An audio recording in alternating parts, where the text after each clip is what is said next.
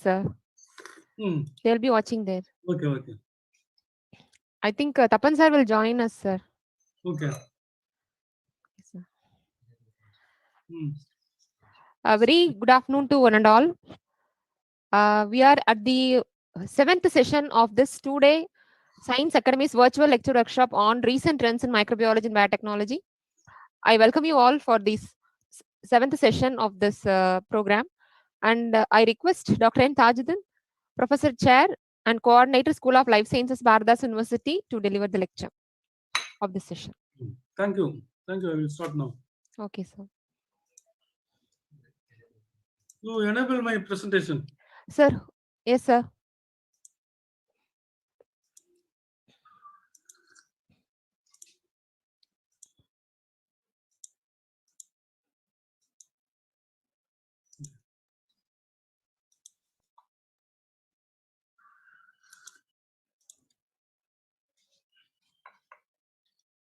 So can you see my slides? Yes, sir. It's visible, sir. Okay. So I will start now. Good afternoon to all the participants as well as the expert members and also organizers for giving this opportunity once again. I'm going to talk about on microalgae from biodiversity to biotechnology. So microalgae here I am including cyanobacteria also because the cyanobacteria previously called it as blue-green algae because of its prokaryotic nature.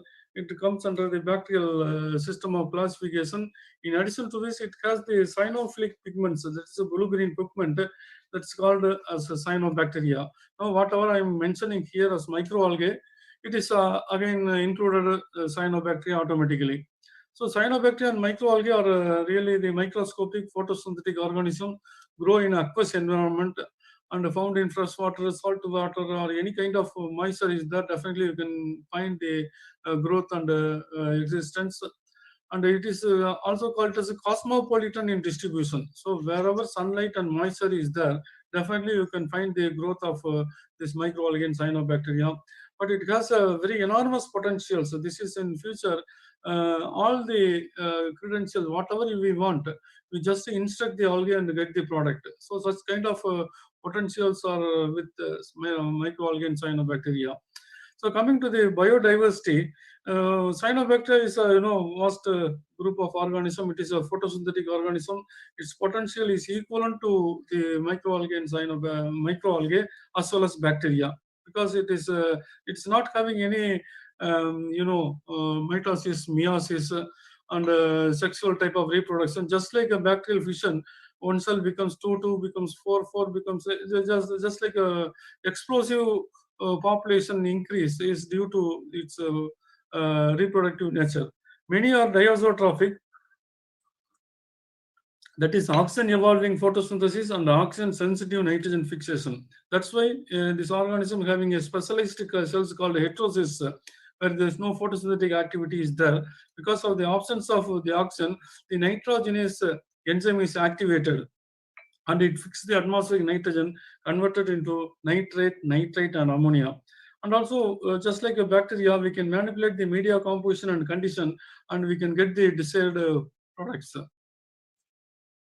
So if you see the microalgal taxonomic groups, there are 5 major groups. One is called diatoms, other is called it as Bacillariophyceae. So the cell wall of these diatoms are made up of silica, and the reserve food material is lipids. So some other organism, starch, glycogen, protein, this is lipid is storage product. This lipids is mostly needed for the biodiesel production. And then next one is green algae. This is again having a very good potential, and nearly 88,000 known species are there.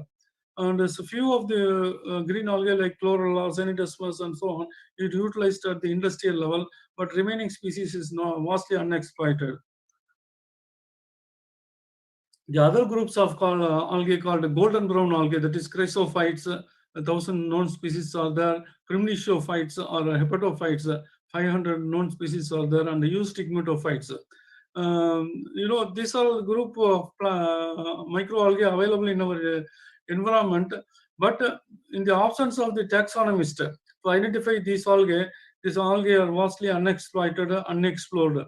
Because if anyone interested to work on this algae, first we have to identify it, and taxonomic knowledge is needed. And if you identify and get the cultures, we may exploit these cultures for our benefit. Now, what are the advantages? So why algae are more advantages than other remaining biodiversity?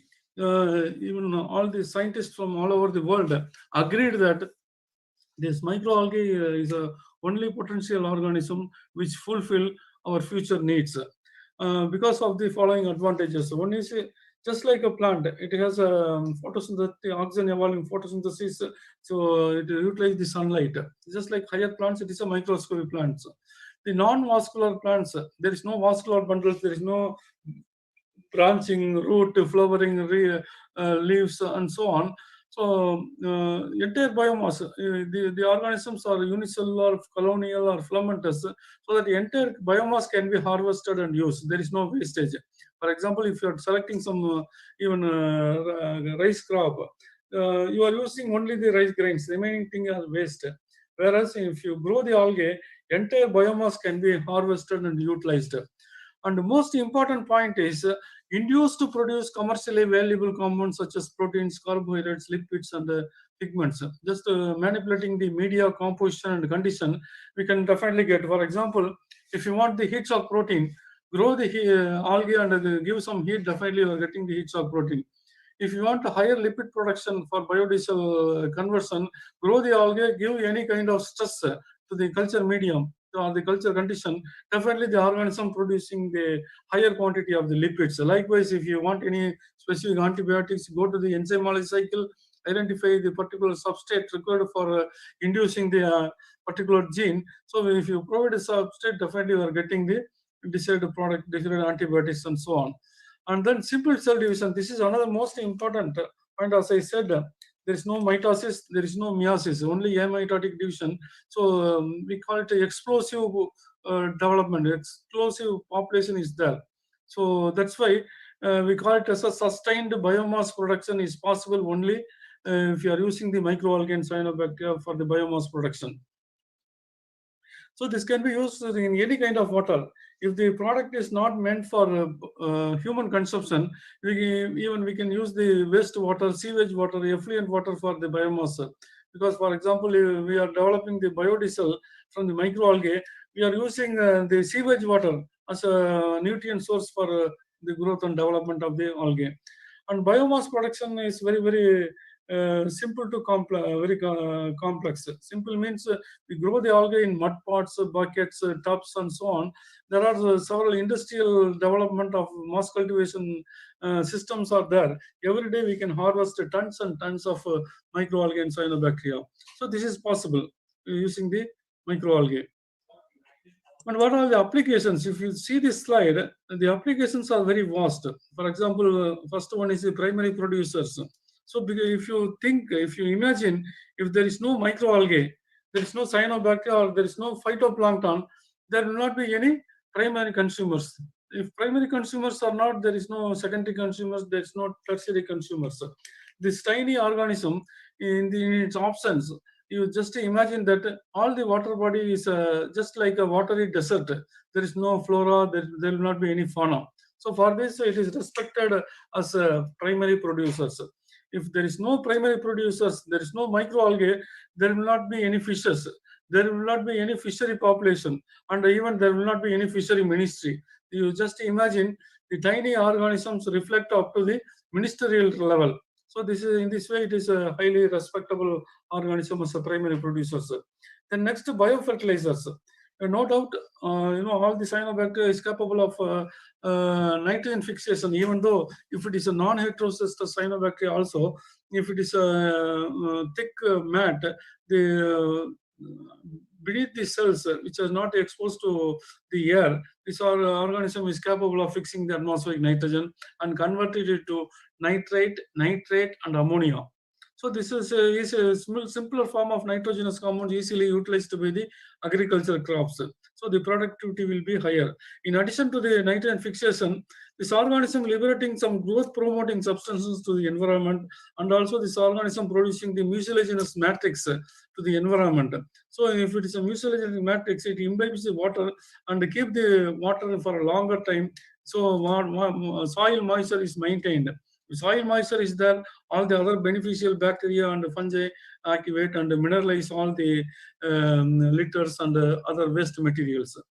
In addition to this, this organism, if you are growing, it liberates some secondary metabolites. If it is acidic soil or alkaline soil, it convert the soil as a neutral soil. So neutral soil is needed for the agricultural productivity. Coming to the food, so this organism having a high protein content. For example, if you are utilizing the meat, mutton or chicken, maximum protein is 20 to 22% of protein is there. Whereas if you are using spirulina, maximum of 70% of the protein is there. So it is a only alternate resource and a higher content of the protein available with the blue-green algae or cyanobacteria or spirulina. And coming to the aqua feed, since it is a primary producer, definitely it acts as aqua feed. And we developed one technology. My boss, Dr. G. Subramaniam, he developed aqua feed technology using Formedium walderianum, one particular strain called BDU 30501. The strain he developed the aqua feed, and he transferred the technology to one industry at the cost of nearly 50 lakhs. So this is also possible. And another important point is it is having an alternate property to isotopic labeling in immunodiagnostic kits. People using the isotopic labeling or some chemical dyes. So cyanobacteria and microalgae are having some special pigments like phycocyanin, phycoerythrin, carotenoids, and so on. These pigments are autofluorescence under UV light. So this characteristic, this capacity, and these features will be utilized in tagging the immunodiagnostic kit to identify the diseases. So this type of work is going on. Then restriction enzymes, in molecular cloning, the restriction enzymes are very important. And some restriction enzymes from cyanobacteria called AVA1, that is Anabina variabilis 1, NST1, Nostoc species 1, like that restriction available in a lower cost, because the cost of production when compared to bacterial biomass production and fungal biomass production, here the cost of production is just nothing. It requires water and sunlight. It is available freely, and we can generate the huge biomass. So the cost of production is very, very less, so that in minimal cost we can purchase the restriction enzyme from cyanobacteria. And siderophores, this is another very important compound. It is act as ion chelators. So it is medicinally highly important. And if any person having a high iron content in the blood, it is nearly lethal to the human being. If it is a lower iron content, it is anemic. So if it is a higher iron content, if you go to the doctor, they inject the siderophore called diffroxamine. So the siderophore go and bind with the iron content, iron component in the blood, and forms the iron siderophore complex. Once the complex is formed, it is no more iron. So our immune system recognizes that alien species and try to repel it from the bloodstream. So by this way, we can minimize the iron content. So for this, it is very important. And also this siderophores are important factor for the bloom formation. So algal bloom, one of the factors is the siderophore. If the siderophore released by the organism in a natural pond, it scavenges the iron content, it forms the iron siderophore complex. Once the complex is formed, it is no more iron. So the organism which liberates the siderophore can take back the iron siderophore complex and utilize the iron content. The other remaining biodiversity cannot utilize this iron because it is in a complex form. By this way, it checks the availability of nutrient and check the growth, so that the organism which are liberating the siderophore can form the algal blooms. Then another one, coming to the biofuel, hydrogen, diesel, biobutanol, ethanol, everything is possible with the algal biomass. So now the government spending crores to develop the algal-based biofuel, because it is only sustainable resource for the generation of the biofuel production. And coming to the phycobiliprotein, so this is the natural colorant. Whatever the synthetic chemical color and food colorant you are consuming, it long term it is carcinogenic. Whereas we developed some colorant like phycocyanin, phycoerythrin, and so on. It is nothing but pigments, proteins. It is nothing but proteins. It has a nutritional value, so there is no side effect. So now we are in a process of developing the natural colorant technology using the microalgae and cyanobacteria. I will show the subsequent slides. Then nanoparticles. All the researchers, not even the engineering and the science, they are very interested to develop the nanoparticle from different resources. Yes, we can also produce the nanoparticle using the microalgae. The specialty of the nanoparticle production from microalgae and with other sources like plants, animals, microbes, the specialty of nanoparticle synthesis by algae is whatever size, whatever shape you want. You can select the different algae, you can get the desired size and shape of nanoparticles. For example, if you want a triangular nanoparticle, use one algae. Definitely you are getting the triangle nanoparticle. If you want the spherical or hexagonal nanoparticle, you select different algae, definitely you are getting. But only thing is you have to identify which algae producing what type of nanoparticles. Then toxins. So not one, don't think that all the cyanobacteria and microalgae are beneficial. Some very few, less than 1% of the microalgae and cyanobacteria are toxic producing. But now people trying to use these toxins as anti-cancerous substances in particular proportion, particular concentration. The toxins kill only with the cancerous cells, not the normal cells. So such kind of activity is going on, and also these toxins are used as a very good bio weapons also. Coming to the antibiotics, no doubt any algae, any cyanobacteria, if you select, definitely it has the antibacterial activity. You can just use the disc diffusion method. Definitely you find the antibiotic activity. The main problem now we are facing is the ESBL producing pathogenic bacteria, that is extended beta lactamase producing pathogenic bacteria. If are affected by any person, if you are treating with antibiotics, single antibiotic, multiple combination of antibiotic with different concentration, the ESBL producing bacteria degrade the antibiotic. It degrades the beta lactam ring of the antibiotic and consume this antibiotic as a nutrient source, grows very fastly. Now there is no medicine for this ESBL producing pathogens. Luckily, one of my students, now he is in US, he identified the compound, anti-ESBL compound, and he published one paper in Nature Group, that is Journal of Antibiotic, and this process is going on. And then coming to the fatty acids, fatty acids are medicinally highly important, like gamma linolenic acid, that is GLA.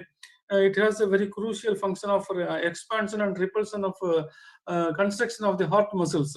So it is highly valuable. Some of the hypersaline cyanobacteria, the GLA content is very high. And vitamins, no doubt, if you go to the Google search, just type the vitamin content of the spirulina, vitamin content of the any other source, definitely you are getting the amazing quantity of the vitamins in spirulina. It is uncomparable with other organisms. Such a huge quantity, huge units are there. Vitamins are there in spirulina, not only spirulina, other cyanobacteria and microalgae also. Then coming to the bioremediation, it is the need of the hour. So we are always thinking about, we are under the developing country stage because of the explosive population and industrialization. So it is very difficult to start the industrialization and the emanation of the effluents. But we can bioremediate the effluent by using the microalgae and cyanobacteria in our country. I am very proud to say that Dr. Sivasubramaniam from Phycospectrum is the world authority to bioremediate all kind of effluents in a larger scale, in bigger ponds and the rivers. He demonstrated and is very successful in bioremediating the effluent, any kind of effluent at large scale using the microalgae and cyanobacteria. And finally, anti-fertility compounds, again, this is the need of the hour because of the explosive population. So usually women are victimized in birth control practices. Now, one of our colleague, Dr. Tirunal Sundari, she worked on anti-fertility compound from cyanobacteria, particularly one species called Oscillatoria villei. She identified that the extract of the Oscillatoria species, it inhibits the 80% of the sperm reduction in mice and lower animals, and remaining 20%, the sperms are abnormal. Single head with the multiple tails, then multiple heads with single tail, headless, tailless. So we can proclaim that there is 100% sperm suppression is there. Now, based on his research, her research, she obtained nearly 80 lakhs rupees from Ministry of Environment and Forest for continuing this work. So start with the biodiversity of the microalgae and cyanobacteria. During 87 as a research scholar, I joined in the major project on marine biotechnology, cyanobacterial biomass production and application under the guidance of Professor G. Subramanian, my PhD guide and my mentor. In this first project, I surveyed from Nagar to Kanyakumari in the marine environment for taxonomy, biodiversity, and the identification, isolation, and establishment of germplasm of marine cyanobacteria in my PhD work. And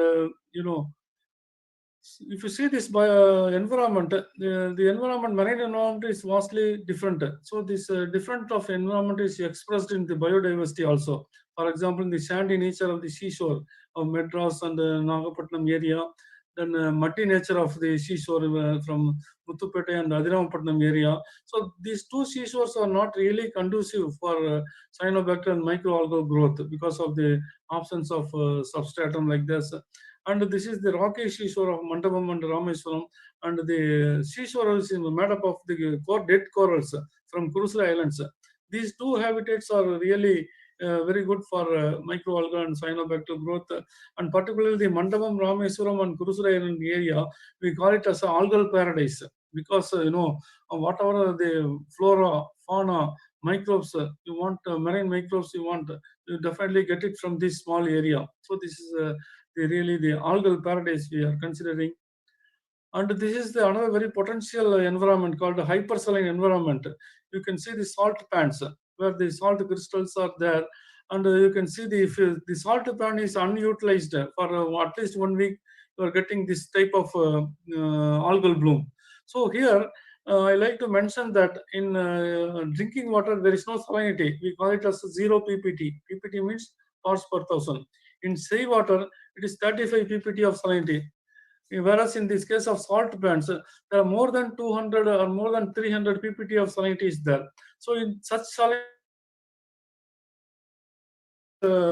vastly luxuriantly growing in these aspects, in this particular environment.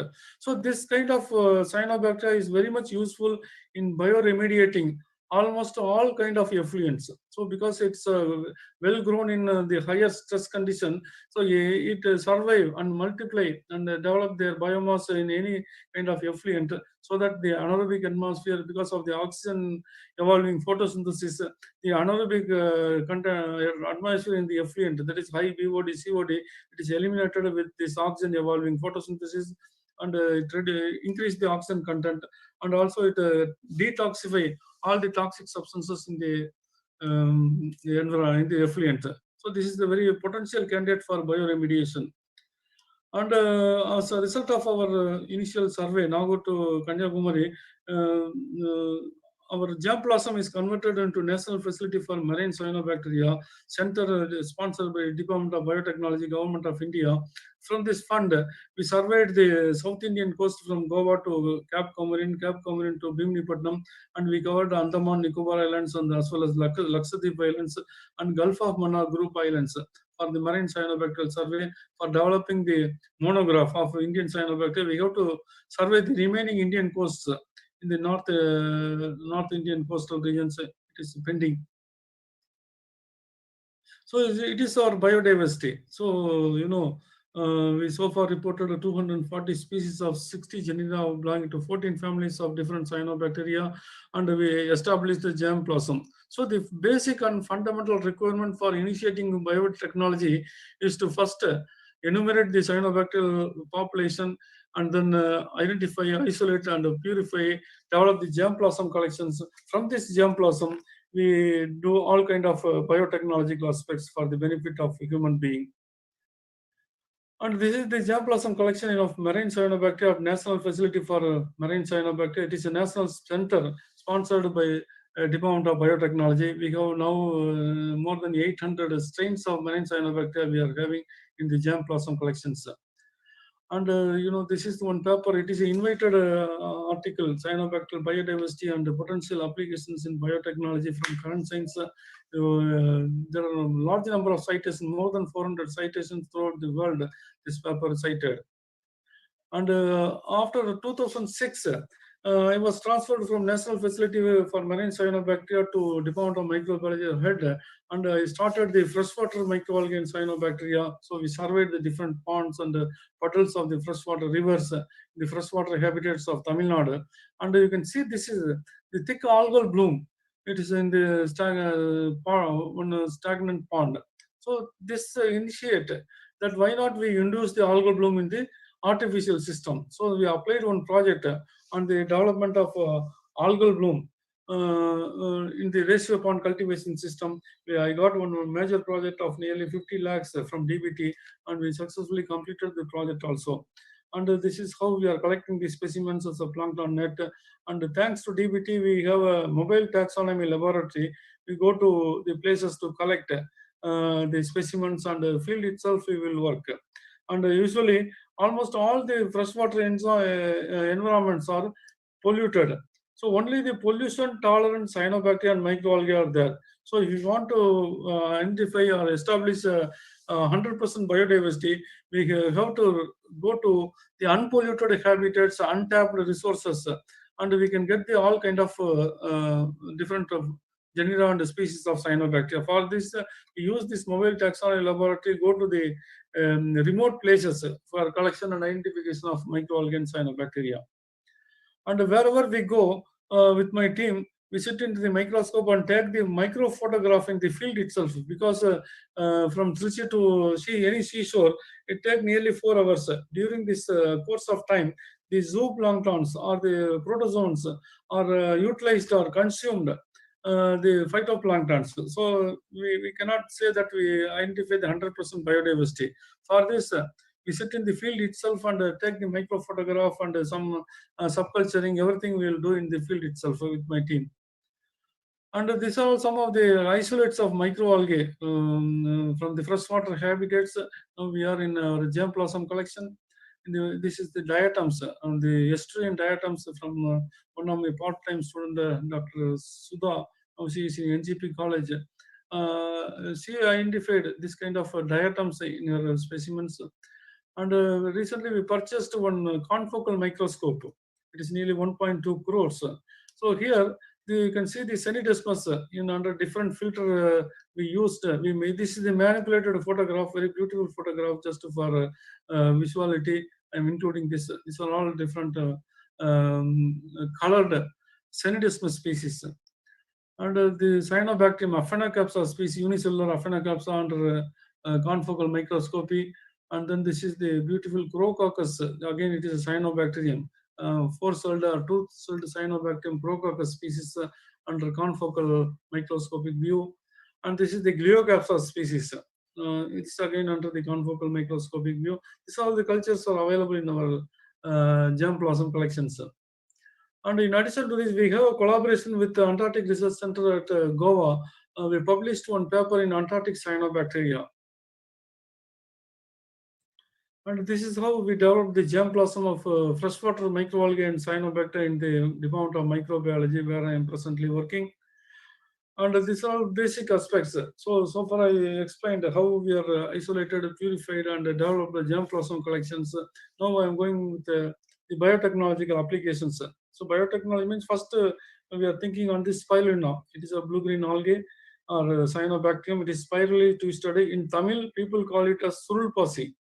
So such type of organism is very potential in terms of the protein content. And if you see this table, you see the protein content of various biological resources. This is, in literature, I got this data. The rice, 7% of the protein, wheat, fish, maximum 20%, beef, maximum 20%, egg is maximum 25%, and soya bean, it is 35%. It is higher than the animal proteins. In chlorella, it is a green algae, maximum 56% protein is reported, whereas in spirulina, maximum 71% of the protein is reported. So there's such a amazing quantity of the protein present in the spirulina. So this is the very excellent candidate to fight the malnutrition in the undernourished conditions like Somalia and other African countries for protein resources. So even this is non-toxic. And even self-help group people, they grow the spirulina and export it. And you see this without cooking, the African the children, they are eating the spirulina without any cooking process because it is a non-toxic, high nutritional value. And I like to share one of my experience with this student. So a few years back, I gave a spirulina entrepreneurship lecture in Pune Ramajayam College at Tanjavur. At the time, he was the first year BTech student. Attended my lecture on spirulina entrepreneurship lecture. So during my lecture, he asked several questions. After my lecture, he met me with one letter from my advisor, Dr. Lakshmi Narasimhan, was my professor in Pundi Pushpam College. Then he was advisor in the Pune Ramajayam College. He sent one recommendation letter, and that he also requested me to just get some knowledge, training on growth of growing cyanobacterium, particularly spirulina, at large scale as well as the laboratory scale. So I gave a free training to him. To my surprise, first year he asked the question and get some training. In the fourth year, he established a company called Elixir and he released the product. At the time, the Pune Ramajayam College is becoming the Prist University. So he released the product. I'm very happy that one of my lecture, the student is now become the entrepreneur, and he is now big develop a big company with good R&D facility also. So it is his raceway pond he developed and he released some of the capsules of spirulina. It is commercially available in the medical shops also. And this is how he developed the capsules called Neutralite, only the dried powder of the spirulina, and it is available in the market. Now he is a millionaire. He is getting the order of nearly 6 crore worth order from the UK and other countries for his product, spirulina product. And the another important potential is it is having a very good CO2 sequester or candidate. So if you grow the algae as a 1 acre algal farm, which sequesters 400 metric tons of carbon dioxide from the air. So among the other higher plants, the higher plants have big leaves, photosynthetic activity. So it is more than 65% of the efficiency in the carbon dioxide sequestration with this microalgae and cyanobacteria. So it is a very good candidate for reducing the global warming also. And coming to the FICO remediation, he is my first PhD scholar worked on hypersaline cyanobacterium. He used one hypersaline cyanobacterial isolate called Formidium tenu KMD33 isolate. That is Katumavadi region of the Pudukkottai. She isolated the strain. She utilized the strain. She applied the strain in different effluents. And she found that it is a declaration of the effluent, reducing the BOD, COD and other elements, increase the oxygen content, increase the nutrient content. So the acidic effluent becoming the neutral pH. It's a very good kind of work. She published several papers in good impact factor journals and of international journals she published. And this is how her treatment. This is the finishing lagoon effluent. When we are treating with the algae, microalgae Formidium tenu, you can see the color reduction as well as we proved that there is no BOD, COD in this water. So we can utilize this water for aquaculture as well as the irrigation purpose. And another student, Mr. Sadish Kumar, she worked on the biodegradation of the crude oil. The crude oil, if you see under the microscope, it is highly globular structure because of the high surface tension. So when he inoculated the same species, that is Formidium tenu, the KMD33 species, he found that by apparently under the microscope, the surface tension is gradually reduced. It degrades the secondary metabolites are degrading the oil, and finally you can see this oil degradation. So apparently by microscope you can prove this. And the crude oil, there are two toxic substances are there. One is anthracene, another one is naphthalene. So he treated the anthracene and naphthalene separately in the flask, inoculating the formidum 10 UAM-33. He found that the anthracene is converted to anthracene dione, and naphthalene is converted to naphthalene diol. See, he went up to the molecular structure level. He published that paper, the biodegradation of crude oil using the formidum 10U in biotechnology letters. It is a highly cited paper from US. And another interesting result we published in very good impact factor journals like colloids and surface B interfaces is 4.48 impact factor for degradation of the rhodamine B dye. So rhodamine B dye is really very toxic to human being. It is initially in this color. So if you algae inoculated with this one, we found that the degradation of the rhodamine dye. For example, if you see this, this is the actual rhodamine B compound structure. We inoculated with the cholesterol species or silosterol species in this this dye. We found that the degradation of the compound. There are broken fragments of the compounds we found, and these compounds are non-toxic. So we proved that with this experiment, and we published this paper in Colloids and Surface B Interfaces. It is a very good impact factor journal we published.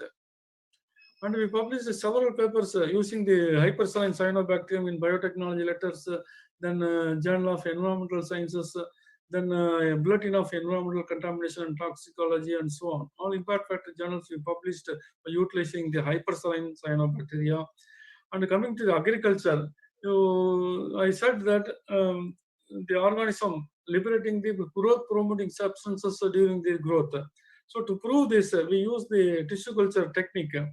And you can see this slide. Usually in tissue culture, people using the MS basal medium for getting the tissue culture technique experiments. So here we use the MS basal medium, and we inoculated the tomato seeds. Here, first slide, there is no first flask. There is no growth promoting substance is inoculated, or gibberellic acid is inoculated. You see the growth. And second experiment, this is the MS basal medium we inoculated with the gibberellic acid as well as the tomato seeds. You see the growth, comparative growth. And in third one, we inoculated the seeds, tomato seeds with the MS basal medium, and 0.5% of the extracellular product of the Oscillatoria species. Here we grow the Oscillatoria, and we are not disturb the Oscillatoria. We are collecting the surrounding medium, and we extract the growth promoting substance, and we inoculated this. You can see the growth, and this is the MS basal medium with 1% of the extracellular product. So you see the vibrant growth. So this is nearly 25th day. Then we forgot to see this one. After 40th day, we found that the cotton plaques are thrown away from the flask, and all the plants are coming out. Such kind of very vigorous, vibrant growth we found when compared to the gibberellic acid. It is routinely practiced in the tissue culture laboratories. So we don't need of this gibberellic acid or any other hormone. We just use the extracellular products of the cyanobacterium. We can get this type of results. And similarly, we use different species of Oscillatoria extracellular product we used, like Formedium, Galothrix, Cytonema, Nostoc. We got the same trend of result. That means all the cyanobacteria is liberating the growth promoting substances, whereas we tested with chlorella and some microalgae, we couldn't get such kind of growth. Here we conclude that the microalgae is not liberating any growth promoting substance from our experiment. That too, we use chlorella and Cynidesmus. And we published this paper, this kind of result in paper Journal of Genetic Engineering and Biotechnology with our students, our PhD candidates. And coming to Citroflow, I already explained this one. So this is the hypersaline cyanobacterium and marine cyanobacteria, which is predominant in the marine environment. This organism liberating the citrophore in the iron minus medium. The same organism, if you are inoculating in the iron plus medium, it won't produce the citrophore. Only the absence of iron content. It requires iron, so it scavenges the iron. It liberates the citrophore to scavenge the iron content from the environment. This is one of the factors that this organism is dominant in the marine environment. So another kind of work that is anti-quorum sensing and anti-biofilm potentials of cyanobacteria from cyanobacteria and green algae. That means, in this is the one collaborative project with Alhapa University, Dr. Veera Ravi and Dr. Kartha Pandian. So we worked with cyanobacteria, marine cyanobacteria for inhibiting the biofilm formation. Usually in aquaculture practices, some Vibrio, pathogenic Vibrio species, one or few cells attached on the fish surface, and in order to develop the biofilm, this pathogenic cells, Vibrio cells, liberate the quorum sensing signals to the environment or quorum sensing compounds to the environment, and it attracts the similar kind of pathogenic bacteria and towards the fish surface and form the thick biofilm. Once the thick biofilm forms, it next it ultimately kills the fishes. So our approach is eco-friendly approach. We tested with several cyanobacteria and find out that the spirulina, which we are using for the feed, whenever the quorum sensing coming out from the pathogenic bacteria from the fish surfaces, in sense with the quorum sensing signal, our cyanobacteria are liberating the anti-quorum sensing compounds to the environment. So the anti-quorum sensing compounds will bind the quorum sensing compounds, so it won't reach the pathogenic fishes. By this way, we can reduce the biofilm formation. In turn, we reduce the fish mortality also. So this is a very interesting work from funded by DBT of nearly 60 lakhs rupees we received from DBT, and we successfully completed the project also. And this is how we published one paper in Journal of Applied Phycology in the inhibition of the biofilm using the cyanobacterium. And another paper we published in biofouling. The student he worked on the anti-biofilm compound, that is anti-quorum sensing signals. Mr. Louis Oscars, now he published the papers in some good impact factor journals, and he got the invitation, and now he is in Rhodes Island Apart Medical School, Brown University of Rhodes Island, United States. So as I said, the nanotechnology, whatever size, whatever shape of the nanoparticle you want, you definitely get it from the cyanobacteria and microalgae. Okay. And if you see this one, initially we want to develop the gold nanoparticles using cholesterol. This is the green algae, and the farm medium, this is the blue-green algae. And we treated with this in the culture medium with gold chloride. And we found that the cholesterol species produce the spherical nanoparticles, and the formidian species produce the hexagonal or triangular nanoparticles. So it is quite interesting result. We published again in the impact factor journal, colloids and surface B interfaces. Here Dr. Mubarakli, he is my student. He is responsible for all the nanoparticle related research in my laboratory. And in addition to this, we used the Gelidium amaniaceae, it is a red algae, to develop the gold nanoparticle. We found that we developed the cubical type of nanoparticle.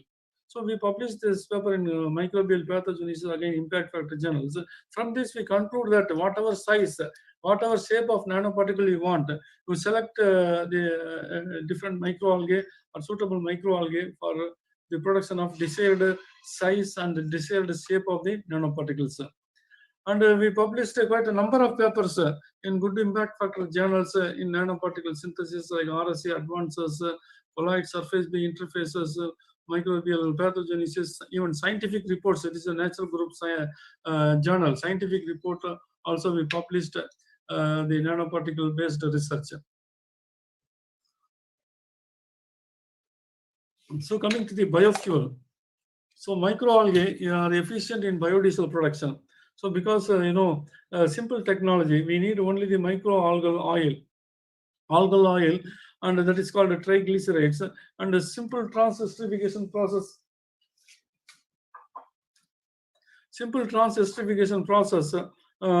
We can make the FEM, that is fatty acid methyl esters, and glycerol is a side product. So FEM is fatty acid methyl ester. It is nothing but the biodiesel. With the simple technology, we can generate the biodiesel. And this is I got it from the literature. If you want to develop the biodiesel from different sources, in this slide The maximum in higher plants, maximum biodiesel or maximum algal oil developed in palm. It is nearly 6,000 liters oil in liters per hectare area per year. So 1 year, if you grow the palm, you're getting 6,000 liters of the algal oil. Whereas if you grow the algae, we can get more than 1 lakh liters of the oil. So this is scientifically proved, because if you develop the 7 raceway ponds in any size, if you inoculate the first raceway pond, 7th day you can harvest. If you inoculate the algae in second raceway pond, 8th day you can harvest. Likewise, initially first 7 days you are not going to harvest the biomass, whereas after 7th day, every day throughout the year you are harvesting the algae every day throughout the year, so that the productivity is very very higher in developing the algal oil. So this algal oil easily converted into the biodiesel. So this is the internationally accepted view published in the different journals also. And we found one algae, potential algae called Bacterococcus. So this Bacterococcus during the growth, it just oozes out the lipid content. For example, if you see this one, you can see this algae oil is oozing out from the vegetative cells. So this one of my students, he captured in micro photograph in very good microscope. This is the Bacterococcus brownie species. You can see the oozing out of the algal oil from the vegetative cells. And he is one of my PhD students, worked on the biodiesel project. Now he is an assistant professor in Roskilde University in Denmark. So he published one paper on what are the stress condition involved, utilized for the enhancement of the biodiesel production. He published in the Biomass and Bioenergy in my first project. It's a very highly cited paper. Based on this paper, he received an invitation and he joined in Korea. There is Energy Research Institute at Korea. He joined as a research associate. And thanks to Department of Biotechnology, they sanctioned one mobile taxonomy laboratory. Using this laboratory, we are going to remote places and carry out the eye collection, isolation, purification in the field itself. Our Vice Chancellor has inaugurated the mobile taxonomy laboratory, where the small lab is fixed in the backside of the van. And I like to here share how we develop the biodiesel from single colony to 35,000 liter ratio pond. So this is streak plate method, just like a bacterial streaking. We collect just one dot, one colony from this plate, and we transfer the single colony to 10 ml tube with culture media. And from the 10 ml, after a few days, once we got some good growth, we transfer the 10 ml biomass to 250 ml conical flask. You can increase the biomass from the single dot. After the good growth, we transfer the 250 ml flask biomass to 2.5 liter half-kin flask. So now we gradually increase the biomass from single dot to 2.5 liters. So this is one type of preservation, that is sodium alginate beads. Type of preservation we are maintaining the chlorella cultures also. And from this 2.5 liter biomass, we transfer to 25 liter water tanks. It is just the aquaguard water tank we utilized. It is commercially available. So we generate from single dot to 25 liter tank, plastic tanks, and then from the 25 liter plastic tanks, we transfer the biomass to 125 liter tab. So here we are getting a very good growth from the single colony. And from this, we transfer to 5,000 liter raceway pond. From 120 liter biomass, we transfer to 5,000 liter capacity raceway pond. And from this, this is not the actual biomass. So this is the initial inoculum for feeding the 35,000 liter raceway pond. So this is how the 35,000 raceway pond we constructed in Indo-UK project on biodiesel project production. So this is the 35,000 liter raceway pond we developed, and you can see this video graph how it is working.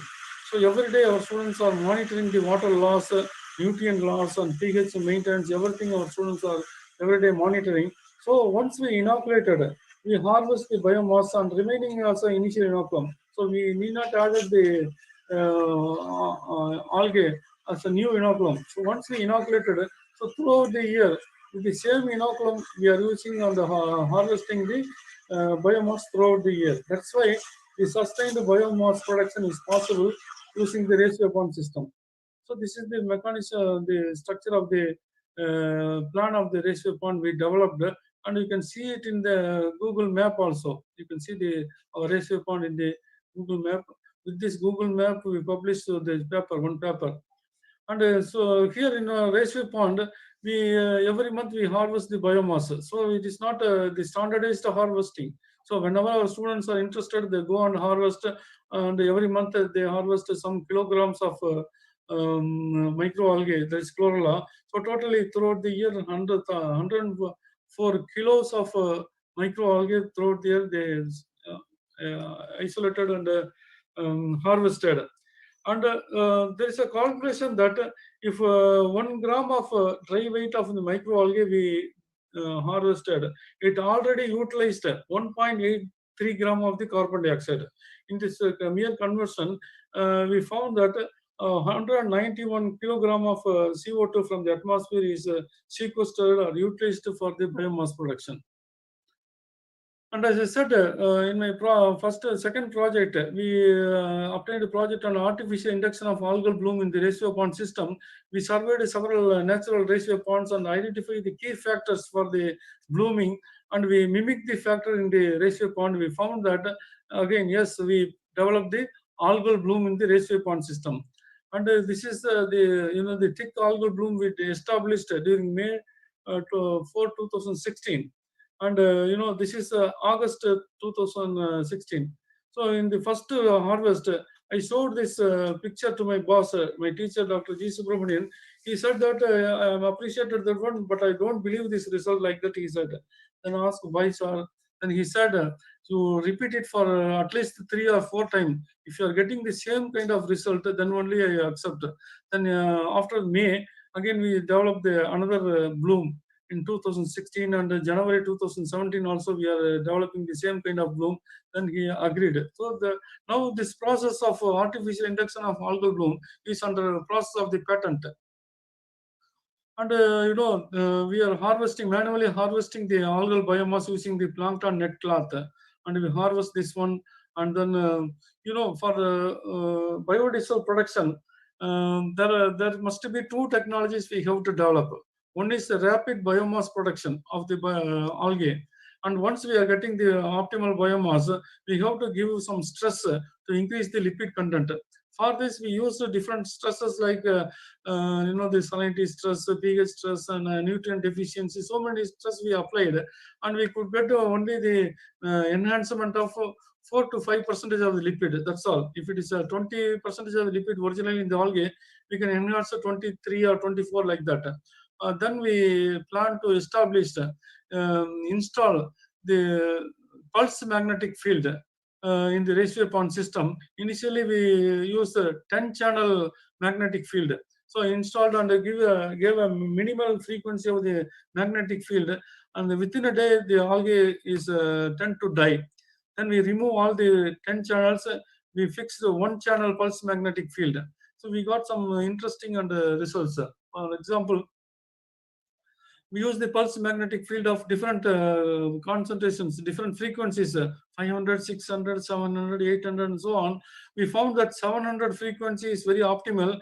From 20 to 52.2% of the 55.2% of the enhancement of the lipid we reported. This is the first world record on the enhancement from 20 to 25%, 55% of the enhanced production of the lipid using the pulse magnetic field system, that too on second day itself. So this is the very technology.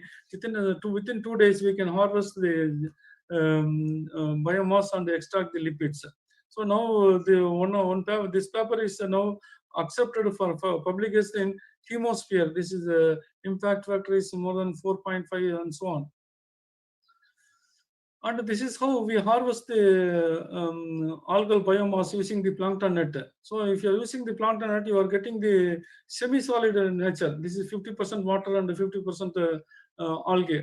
So in order to develop the noodle-like thing, so we have to get rid of water. So I asked my student to just develop the plankton net bags and pour the algal biomass collected like this and then squeeze it.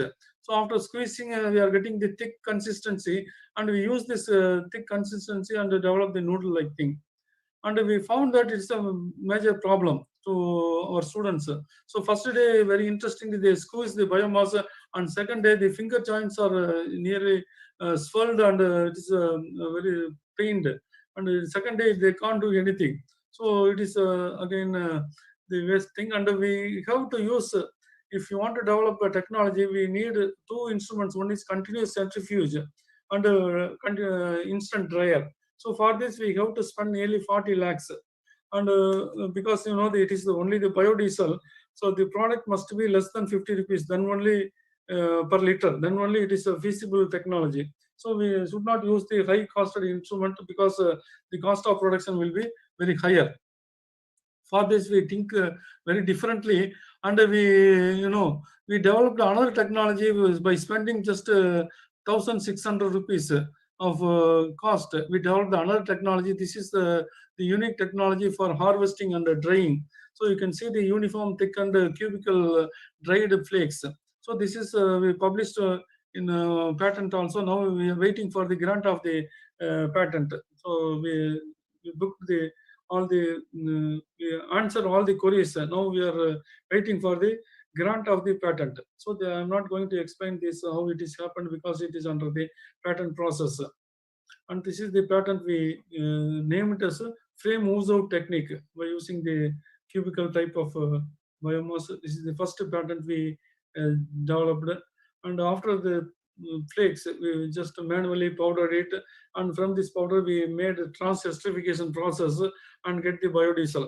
This is the overall schematic technology we developed. Initially, the algal biomass with stress condition, we extract the lipids.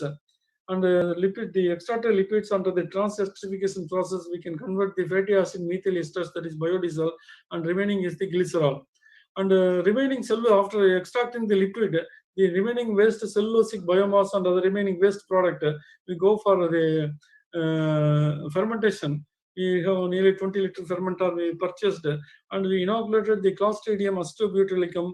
We are getting the biobutanol, and Zymomonas species, we are getting the bioethanol. So there is no wastage. So 100% utilization of this one.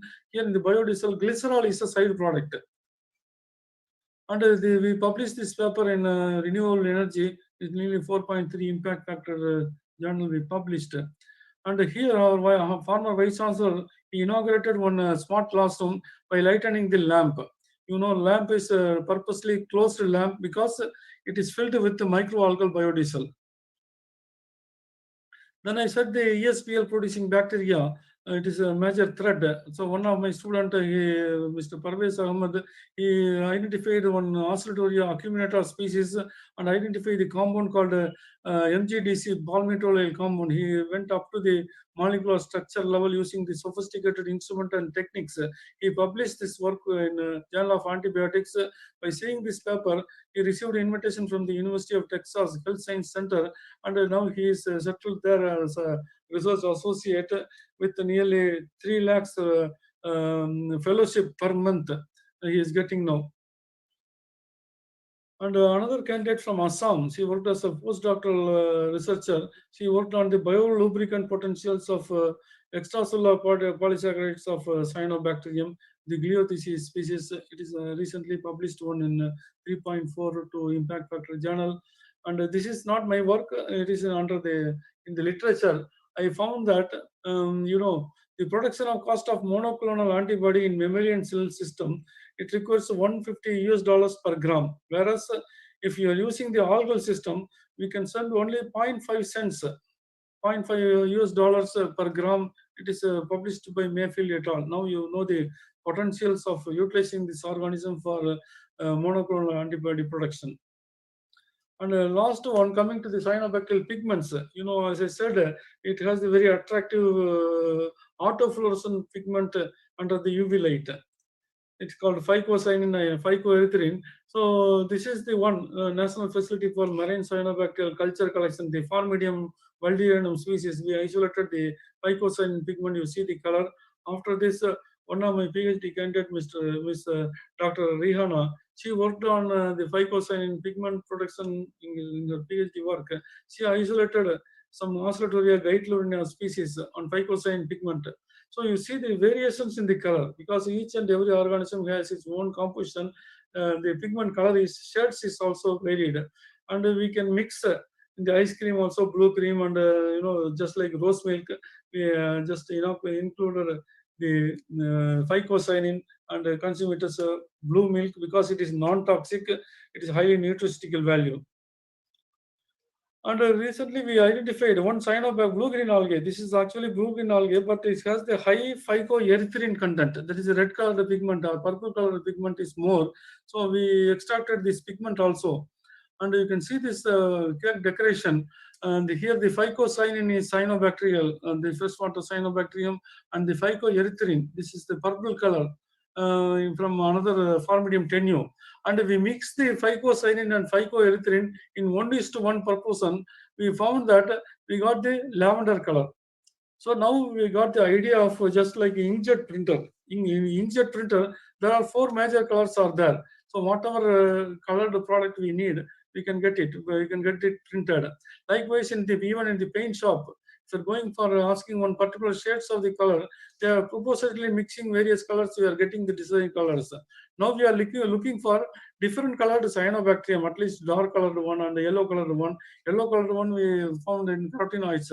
We have one technology in carotenoids also, and some brown colored, dark brown colored algae we are now searching. Now we would identify one bacteria. It has the dark brown colored bacterium we identified.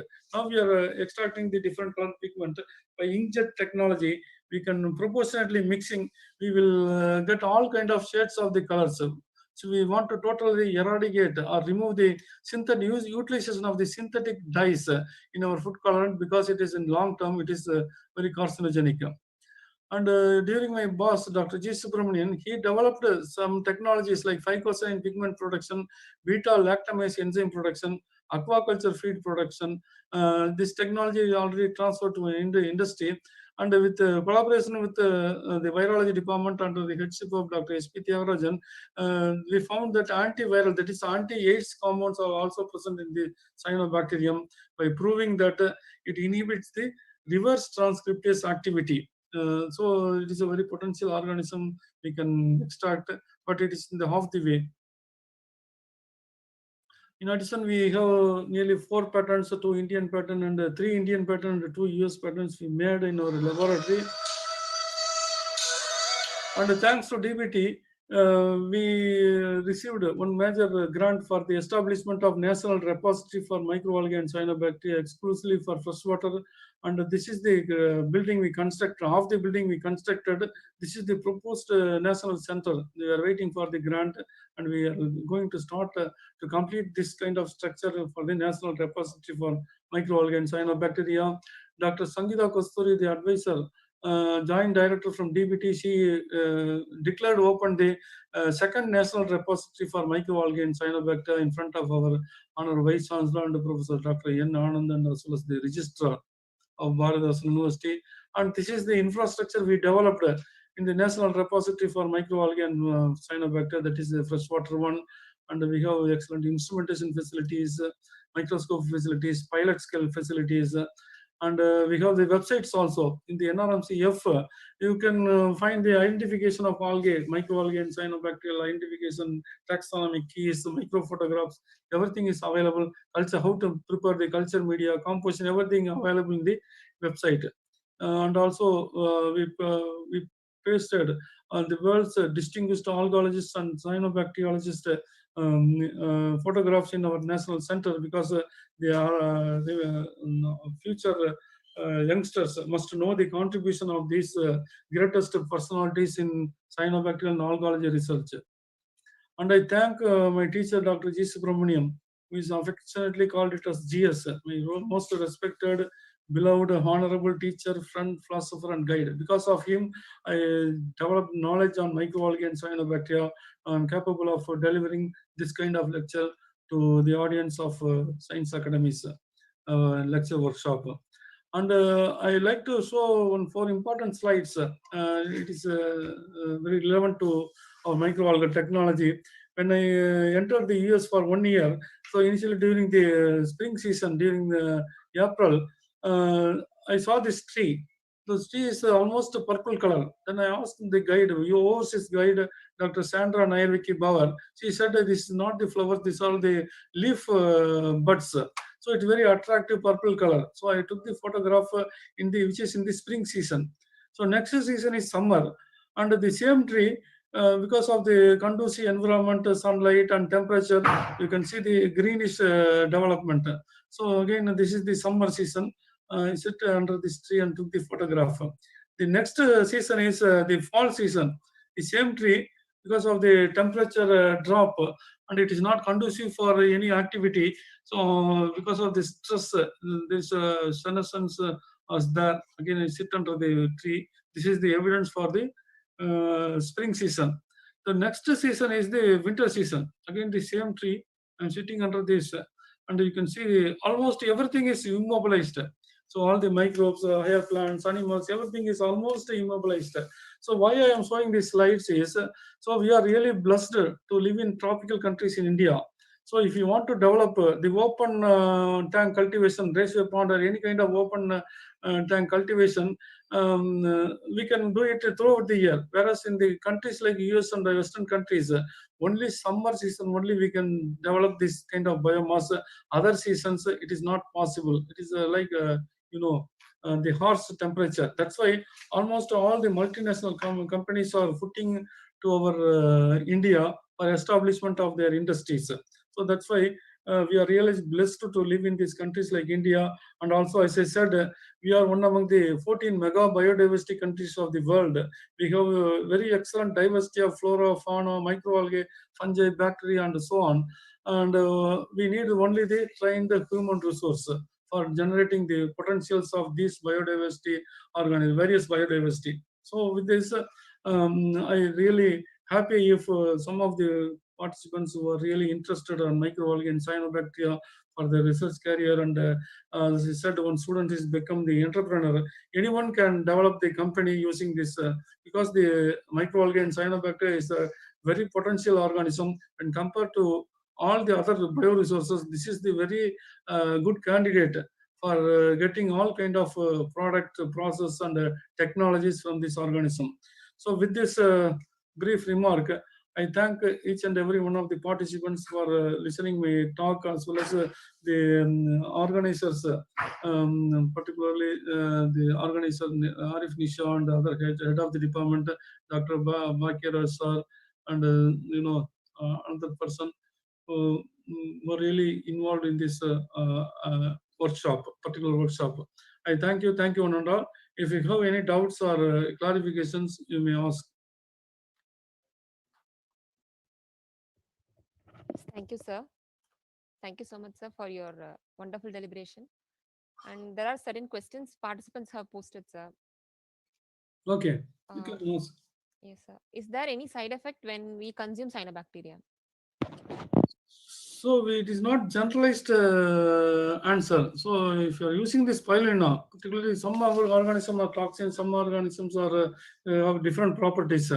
For protein resources, there will not be any side effect, because the cyanobacteria is just like a green plant, unicellular green plant. There will not be any side effects. Okay. Okay, sir. And sometimes even vegetable, if you eat some brinjal, for example, some person get allergic. So you have to check it with the medicinal doctor if it is allergy or not.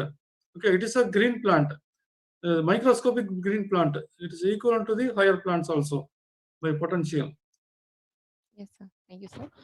And one of the participant asked, can all people consume spirulina? Is there any restriction in its usage? No, no, it is commercially available in all the medical shops.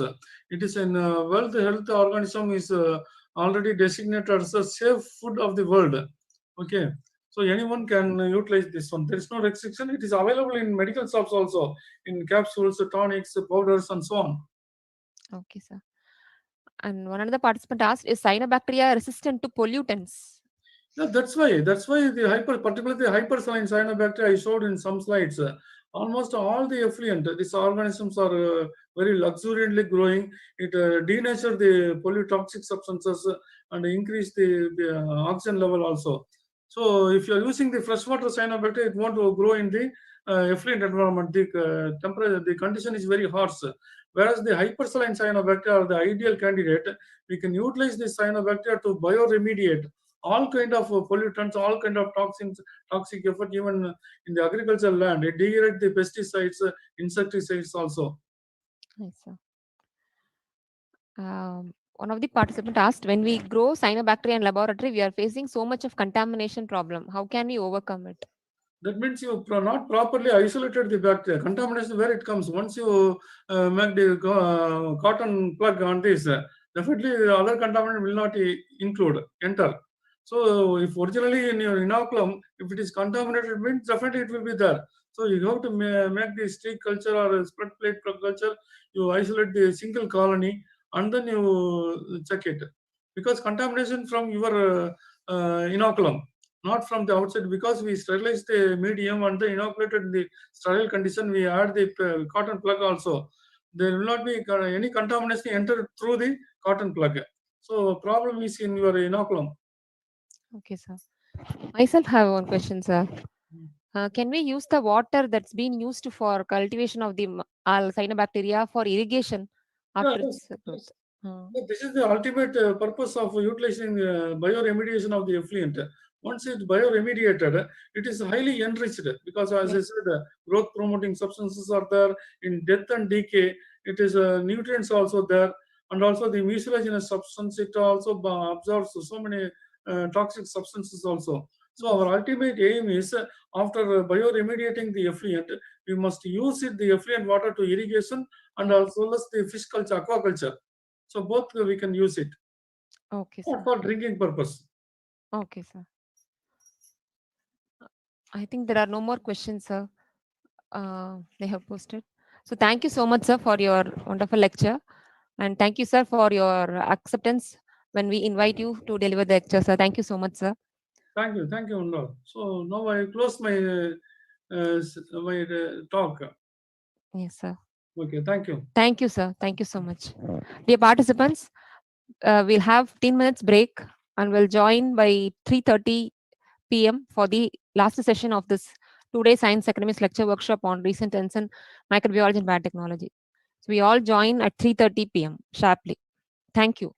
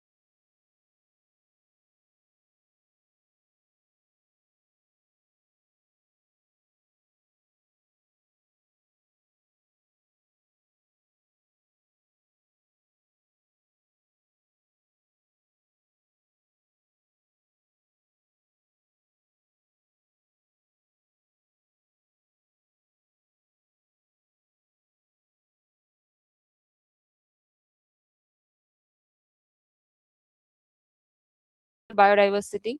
So I welcome you, sir, for the workshop, and I request you to present deliberations. Okay, okay, thank you very much.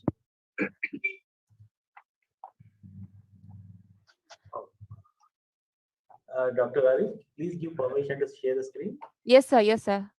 I'm on the way, sir.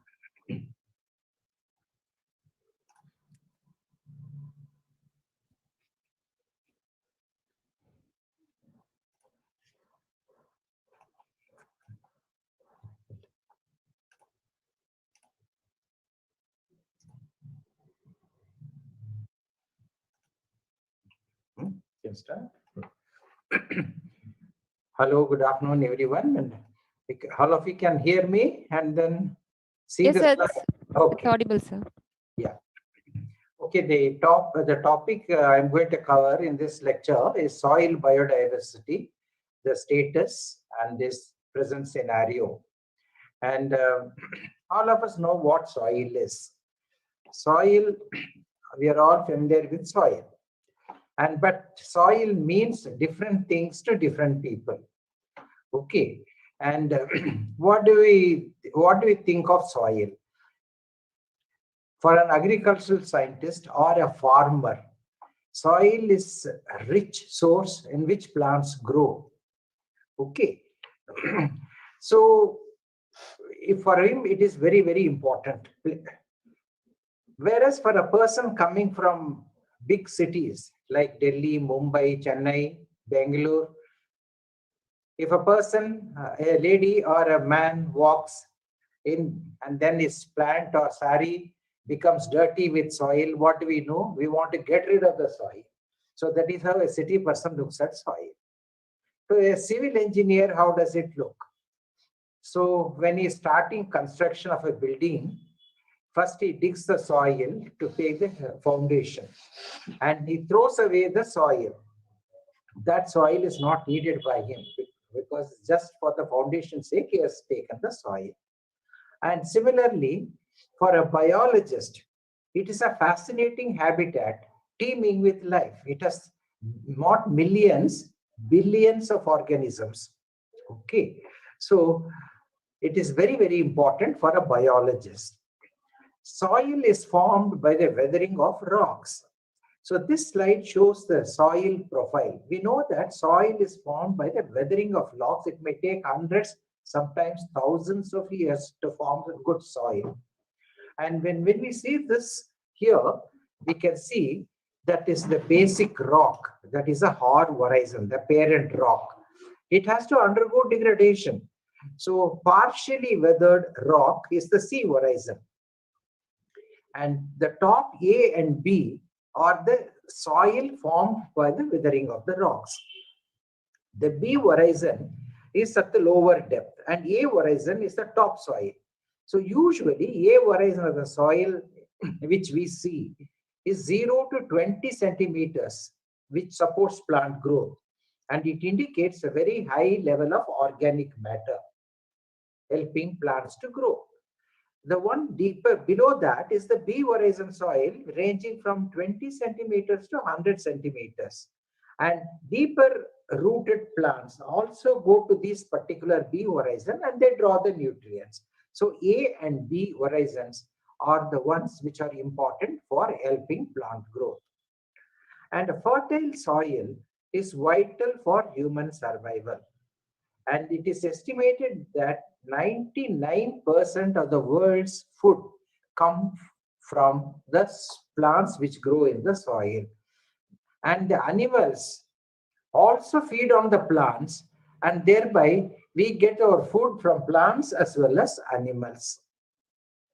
And life within the soil is hidden. We cannot see what is the life within the soil, living organisms. So we see only the ones which are above soil. So because the organisms below the soil are out of sight, many times they are also out of our mind. So soil biology or biodiversity is the study of biological systems occurring in soil. And it supports a variety of flora and fauna. Thus people call it as a factory of life. United Nations declared 2010 as the International Year of Biodiversity. And the organisms in the soil contribute to 25% of the total biodiversity in this planet. So 25% of the biodiversity in the planet lives in soil. And we know that United Nations also declared the years 2011 to 2020, which we completed very recently, as the decade of biodiversity. And how can we classify soil organisms? So they are classified based on the body size. If they are between 1 to 100 micrometers, if including bacteria, fungi, we call them as microflora. If the size is between 5 to 120 micrometers, which includes microfauna, which includes protozoa, archaeozoa, etc. And the organisms are still bigger, 80 micrometers to 2 millimeters, including columbolans, nematodes. We call them as mesofauna. And if they are still bigger, size ranging from 500 micrometers to 50 millimeters, which includes earthworms, termites, etc., we call them macrofauna. So this is how the soil organisms are classified as microflora, microfauna, mesofauna, and macrofauna. And inventories on soil microorganisms are limited compared to the organisms living above ground. So again, when we go to the soil organisms, if the organism is bigger in size, it has received more attention and more studies have been made. If they are smaller in size, less studies have been made. And so the microbes are very small in size. So that is how we know only about 3% of the microbes living in soil. And here the same thing, I have just given another table. When we talk of vascular plants, the estimated number of vascular plants are 300,000. But how many we know so far is 270,000. That means we know 90% of the plants living above ground. So when we talk of the below ground, when we talk of ants, we know only 58% of the plants, of the ants. Coming to termites, we know only 53% of the termites existing, supposed to be living in this soil. And coming to mites, we know only 3%, columbolans 27%, and only 1.3% of nematodes. And protozoa, we know about 7.5%. And bacteria and fungi, as I told, only 3% of the organisms existing in nature we know so far. So this chart just gives you the various soil biota, which includes macrofauna, mesofauna, microfauna, bacteria, fungi, algae, and the organisms which are smaller than bacteria, which includes mycoplasmas, viruses, viroids, and prions. I will go through each one of them very briefly. Let us start with macrofauna. Macrofauna includes earthworms, mollusks, insects, millipedes, earwigs, etc. What is the major role played by them in soil? They play the major role is organic matter breakdown. And they also improve soil structure, aeration, and water infiltration. And they also predate on soil microorganisms, thereby they maintain the biological equilibrium in soil, which is very, very important. Just included few slides of macrofauna, which includes thrips, termites, ants, centipedes, millipedes, earthworms, and it also includes a variety of beetles. You can see variety of beetles here, and the one here is the dung beetle. I think people coming from villages must have seen that some beetles roll the cow dung and even human feces and take it to the nest. So all these come under macrofauna, and still bigger also are there, which are covered under this group. Spiders, slugs, snails also come under macrofauna. This is a very interesting picture which I could get. You can see that the earthworm in this man's hand. See the length of the earthworm. It is as tall as this man himself. So this has been found in Amazon forest in Brazil. So the name of the earthworm is Rhinodrilus prioli. And even in our country, in Western Ghats, we have very big earthworms. Sometimes people can mistake they are small snakes. So this is the earthworm which we see in Western Ghats, and it is named Dravida species. Coming to the next category, mesofauna, which includes mites, springtails, rotifers, nematodes, tardigrades. Of these, the one which has been studied mostly are the nematodes. And we have different kinds of nematodes which are pathogenic, herbivorous, omnivorous, carnivorous, and so on. And we know nematodes are important plant pathogens causing diseases in plants. And there are certain non-pathogenic species of nematodes which regulate microbial population. So they maintain the equilibrium of the soil microflora. I just included some mesofauna here, which includes tardigrades, nematodes, rotifers, mites, and springtails. And coming to the next category of soil organism are the microfauna, which are smaller in size, which includes protozoa and archaeozoa. Archaeozoa are just like protozoa. Only difference is that they have no mitochondria. That's the only difference between protozoa and archaeozoa. And both of them are important predators of bacteria, algae, thereby they regulate the microbial population in soil. Some of them are pathogens in drinking water, and we also know about the amoebic dysentery, and which Entamoeba histolytica, and that is present that can contaminate drinking water and cause amoebiosis. Similarly, there is another protozoan, Giardia species, and which can cause giardiosis, which results in foul-smelling watery diarrhea in man. I've just included few slides, photographs of amoeba, flagellate, and ciliate, which come under microfauna. Coming to the next category of organisms found in soil are algae. Algae are all photosynthetic and aquatic. So they prefer a marshy environment.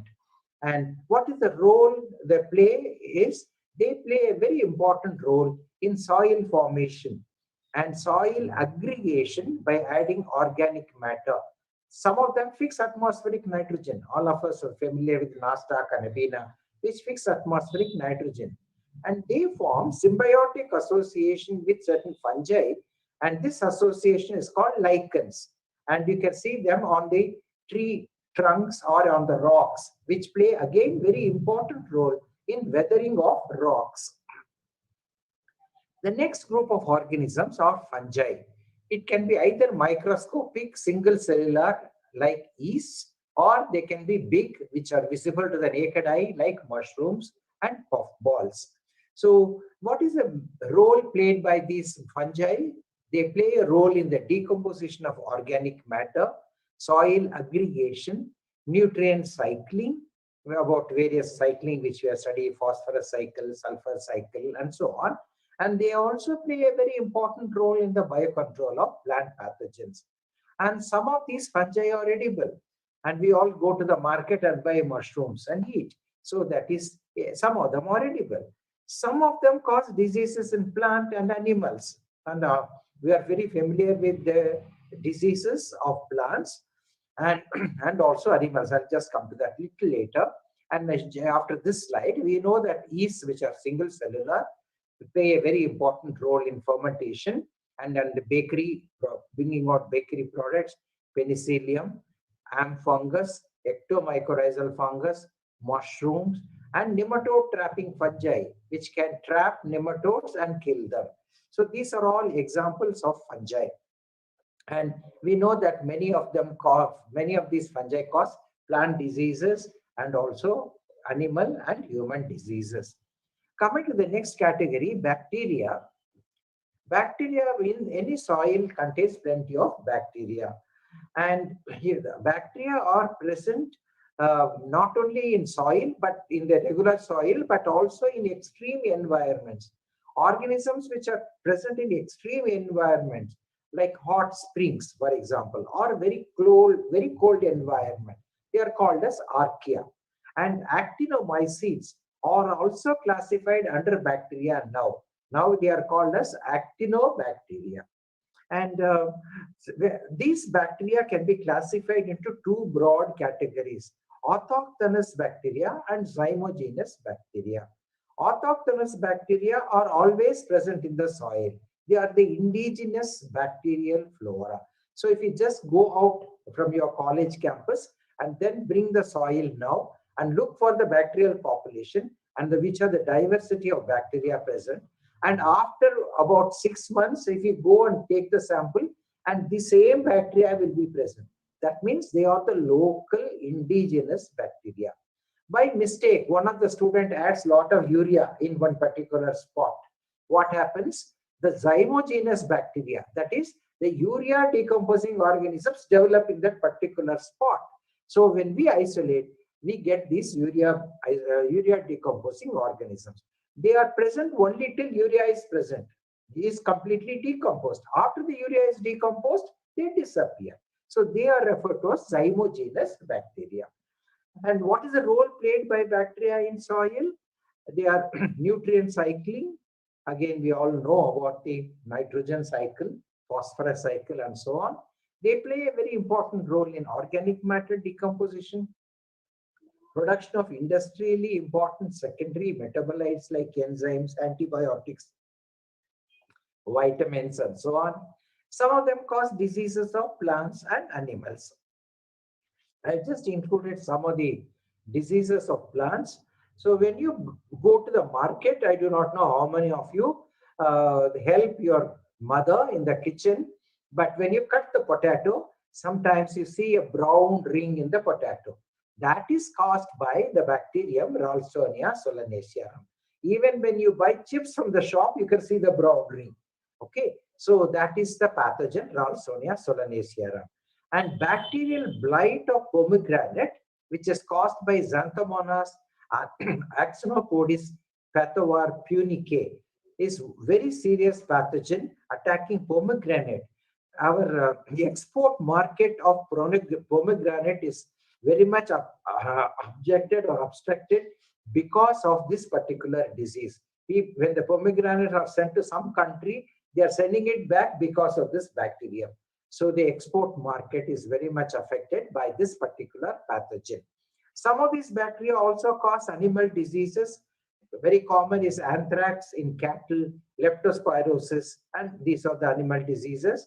And human diseases, all of us are familiar: typhoid, cholera, dysentery. They are all caused by TB, Mycobacterium tuberculosis. All these are caused by by the bacterial pathogens. I just included a petri dish containing the different morphological colonies of bacteria. You can see variety of colonies: yellow pigmented, light pigmented, white, different shapes, and so on. And when we talk of morphology of bacteria, they are present in three main shapes. They are round shaped, which are referred to as coccus, or they are rod shaped when they are referred to as bacillus, or they are spiral shaped when they are referred to as spirilla. These are the three main shapes of bacteria. Coming to organisms which are still smaller, the bacteria without the cell wall is referred to as mycoplasma. And mycoplasmas cause number of plant diseases. And you're all familiar with viruses. What are viruses? Viruses have a central nucleic acid, central part, either RNA or DNA, surrounded by a protein core. And these viruses are also known to cause many varieties of diseases in humans, plants, and animals. What are viroids? Viroids are those where only the nucleic acid is present, there is no protein coat, and they also cause diseases. And opposite to that are the prions, where only the protein coat is present, RNA is absent, but they cause diseases. So all these organisms exist in soil. So that is the importance.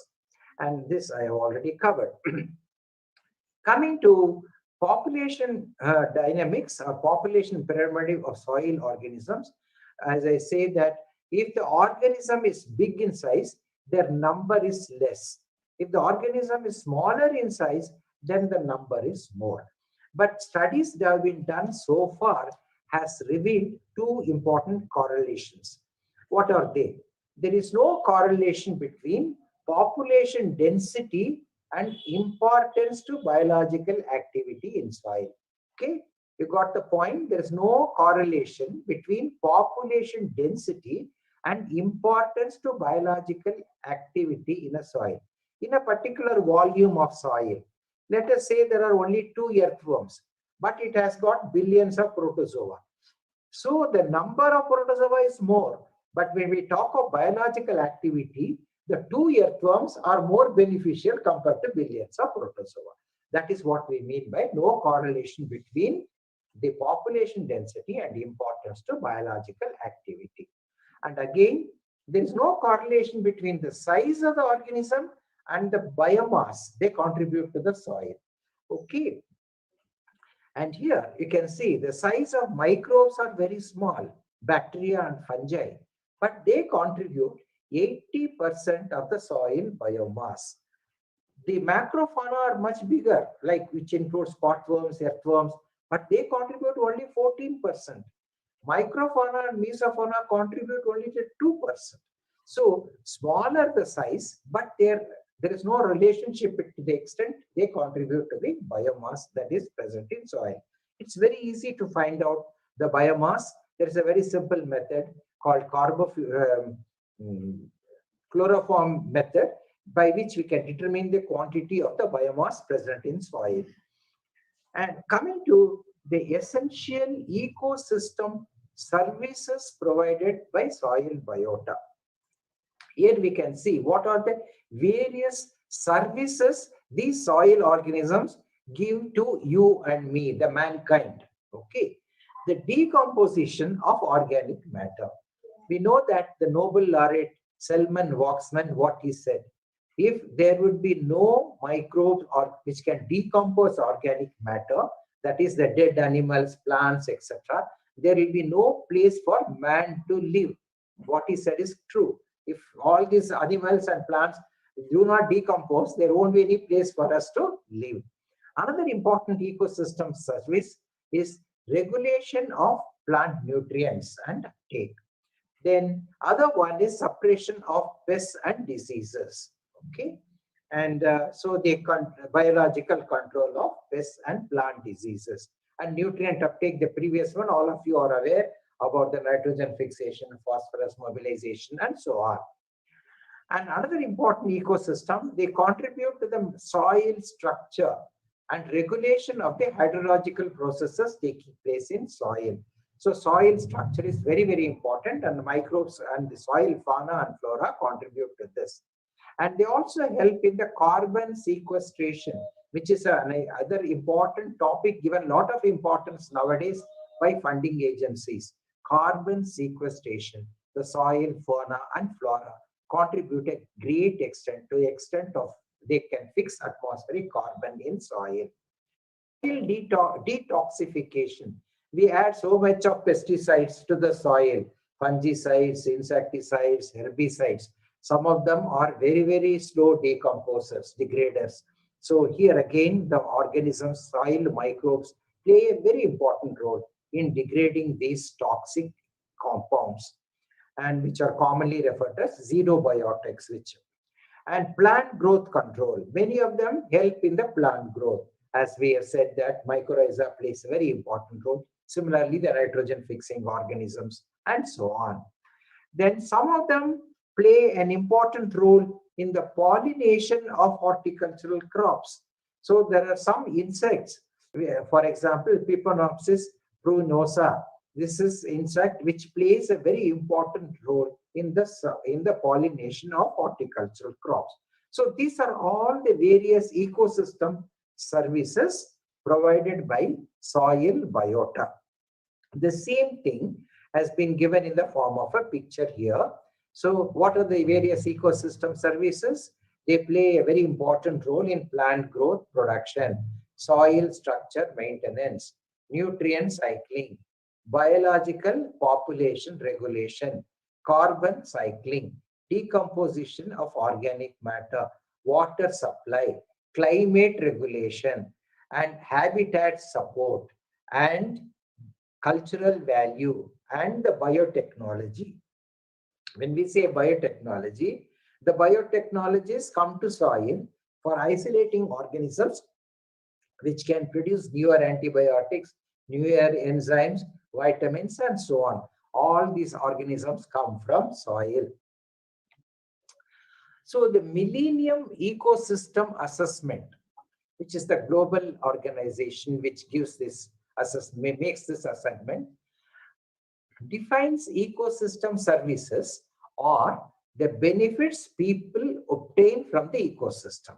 Okay, they are the benefits people obtain from the ecosystem are covered under the ecosystem services, and they have been categorized into 4 different groups. What are these 4 categories? One is supporting services. The supporting services include nutrient cycling, soil formation from rocks, and so on. Second one is the provisioning services like food, fuel, fresh water. These are the provisions which the organisms give, because that we use. And the third one is the regulatory services like waste purification, climate regulation, etc. All they play a very important role. The last category of service provided by these microbes are the fauna and flora in soil, or the cultural services like the recreational aesthetics, the beautiful parks, everything we go and recreate ourselves. So these are the 4 categories of the services provided by the ecosystem, and the soil organisms provide all these 4 categories of services. Okay, all the services which are beneficial to mankind and the society. Let us take a couple of these examples, ecosystem services, and go into little detail and then see how they help mankind. Let us say organic matter decomposition. So the animals and plants, they are buried in soil. Okay, they undergo decomposition. What do these animals and plants contain? They contain sugars, starch, cellulose, pectins, proteins, fats, waxes, phenols, alkaloids, pigments, etc. And they are all acted by soil biota. Previously, microbiologists were thinking it's only microorganisms help in the decomposition of organic matter. Now we know it's just not the microbes. The soil fauna also plays an important role. So it is the soil organisms, flora and fauna, play an important role in the decomposition of organic matter. So let us take macrofauna. And macrofauna, like mollusks, millipedes, insect, they are the one which attacks the litter. Suppose, let us say, some leaves are buried in soil. So what attacks them first are these mollusks, millipedes, and insects. They puncture the leaf epidermis. And this process is referred to as fenestration. Next slide, I will show you the photograph of this. They puncture the epidermis, thereby they increase the surface area for the microbial attack. So a very simple, interesting experiment has been done by a scientist. What will happen? What he has done is very simple. He has taken bags containing different sizes of pores. The pore size in the bag was different. So he took the size of the bag with the pore size 7 millimeters. Size of the holes in the bag was 7 millimeters. And he added some leaves in it. And another treatment he had, bags with the pore size, hole size of the was only 0.5 millimeters. And he added lot of leaves and buried them in soil. After 3 months, he took the bags and studied to what extent it has undergone decomposition. Very simple experiment, but gave very interesting result. So found that when the pore size in the bag is 7 millimeters, which can allow many of the organism, flora and fauna, the decomposition was 95%. When the pore size was very small, which will not allow macrofauna to enter, there was only 35% decomposition. So this is the leaf which has undergone fenestration. The epidermis has been eaten by the various fauna and which has a larger surface area for microbial attack. So as I told, when the pore size of the bag was 7 millimeters, the organisms, all microorganisms, invertebrates could enter. When the pore size was only 0.5 millimeters, all microorganisms, mites, springtails, spotworms, and invertebrates could enter, but it prevented the macroflora. So what do they do when once they macerate the soil? It is the mollusks, white millipedes, earwigs. They macerate the litter and pulverize it. Again, another group of fauna, earthworms, insects, they transport the litter down to the bottom of the soil. And again, the ones which are below the certain depth of the soil, they further macerate it and mix it with the soil. So we have a good decomposed compost mixed with the soil. And here again, with all this decomposition process, some part of the material it does not undergo decomposition. See, we call it as alkali soluble substance. It does not undergo, it's water insoluble, but it undergoes alkali soluble substance. So we call it as humus. It is present in the soil and undergoes very, very, very slow decomposition. Okay, and thereby release the nutrients to the plant. So every soil will have small quantity of humus present in the soil. This is another very interesting experiment that has been done by the collaboration between microbiologists and zoologists. What they have done, they have taken 3 different earthworms, Lubricus rubellus, Rubricus terrestris, and Aporectodia trapezoides. So these are the 3 earthworms, and they had a control where no earthworm was there.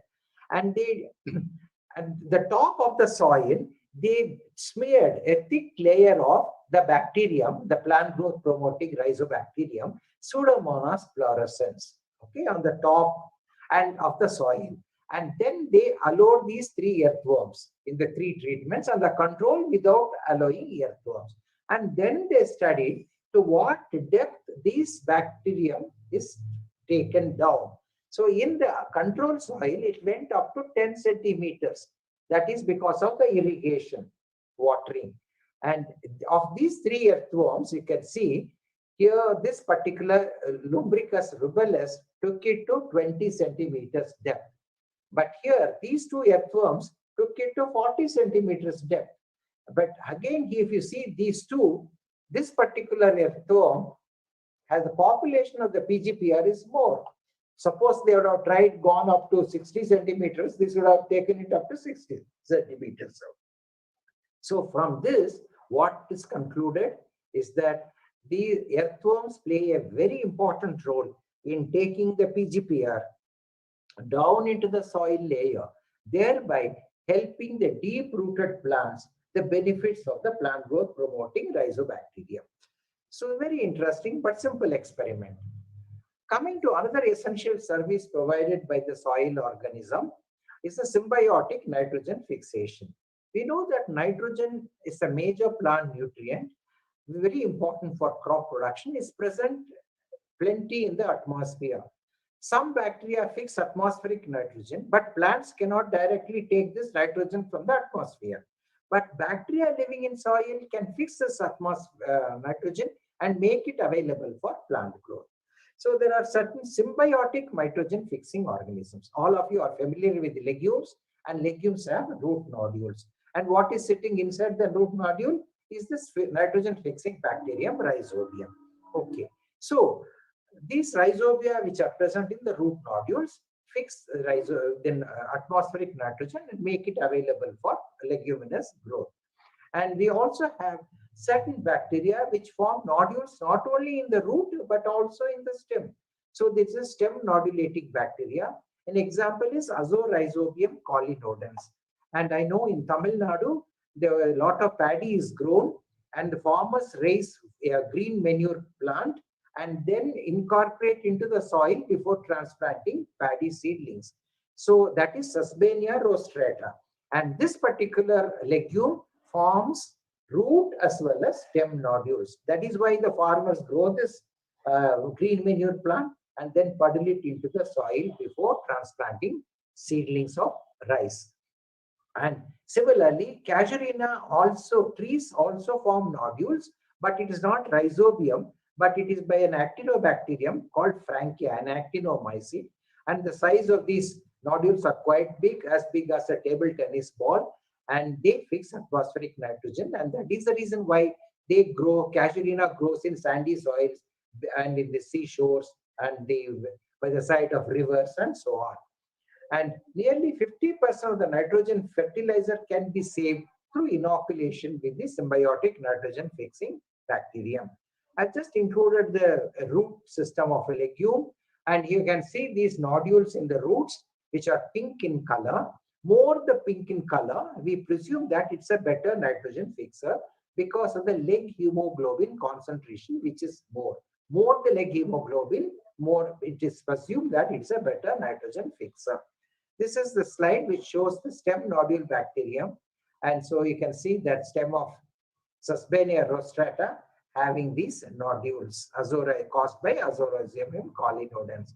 This is the Casuarina root showing the nodules caused by Frankia species, which are quite big and fixing atmospheric nitrogen.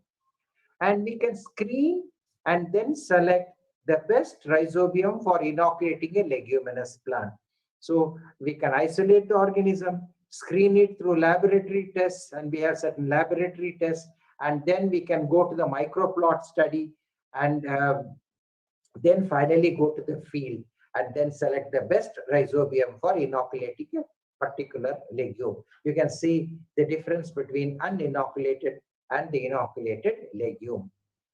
And so far, lot of studies have been done on nitrogen fixation in our country on various legumes. I've just included some of them, which have been done in different parts of our country. That is how you see the variation in the yield increase. In case of chickpea, that is Bengal gram, the increase in yield up from 5 to 20% have been reported. In case of cowpea, 10 to 15%. In case of pigeon pea, that is red gram, 4 to 30%. In mung bean, that is green gram, 2 to 25%. And in urud bean, that is the black gram, 4 to 25% have been reported. And coming to the next category, we talked so far about the symbiotic nitrogen fixation, where the bacterium forms a nodule and fixes atmospheric nitrogen, okay, in the roots. The second category is the associative nitrogen fixing organisms. The bacterium lives in the rhizosphere and it enters the epidermis, and some of them can go up to the cortex region, and they sit there and fix atmospheric nitrogen. Classical example is Azospirillum, which is a very good nitrogen fixing organism. Another example is Gluconoacetobacter diazotrophicus, which is a sugar-loving bacterium. We call them a saccharophilic organism, and from the name itself, we can guess on which plants they are associated, like sugarcane, sweet potato, sweet sorghum, and so on, which contains sugar. And they fix atmospheric nitrogen. And that they are the associative nitrogen fixing organisms. The third category of nitrogen fixers are the non-symbiotic or free-living nitrogen fixing organisms. They never enter the plant root. They colonize the rhizosphere and then fix atmospheric nitrogen, which is made available for the plant growth. So Azotobacter is a classical example. Lot of work has been done on Azotobacter, and it also produces growth promoting substances, and they are also antagonistic to some of the plant pathogens. Another example of a non-symbiotic or a free-living nitrogen fixing organism are the cyanobacteria. You had such wonderful lecture by Professor Tajuddin on cyanobacteria, and these were earlier called as blue-green algae. They also fix atmospheric nitrogen. They add organic matter also to the field, and they produce also vitamins and auxins. And I just included a few tables of the response of crops to azospirillum inoculation. In case of amaranthus, a nearly 36% increase in yield has been reported. In coffee seedlings, up to 50% increase has been reported. In case of free-living nitrogen-fixing organism, Azotobacter, in cabbage up to 19%, tomato 28%, in onion up to 22%, and in brinjal up to 42%, and has been reported. In cyanobacteria, there are a lot of work done in Tamil Nadu, Madhya Pradesh, and Orissa. And here I can say that one example I've taken, up to 17% increase has been reported from Madhya Pradesh. And we know the heterosis, these cyanobacteria have heterosis, and these are the heterosis, the site of nitrogen fixation. And this is one slide which I took when I visited Kanyakumari district of Tamil Nadu. And here, the farmer himself is raising the cyanobacterial inoculum. It's very simple.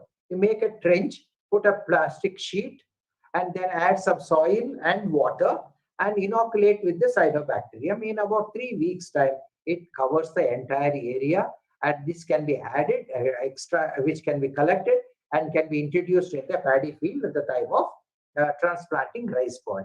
Otherwise, you can even dry it and then use it later whenever you want.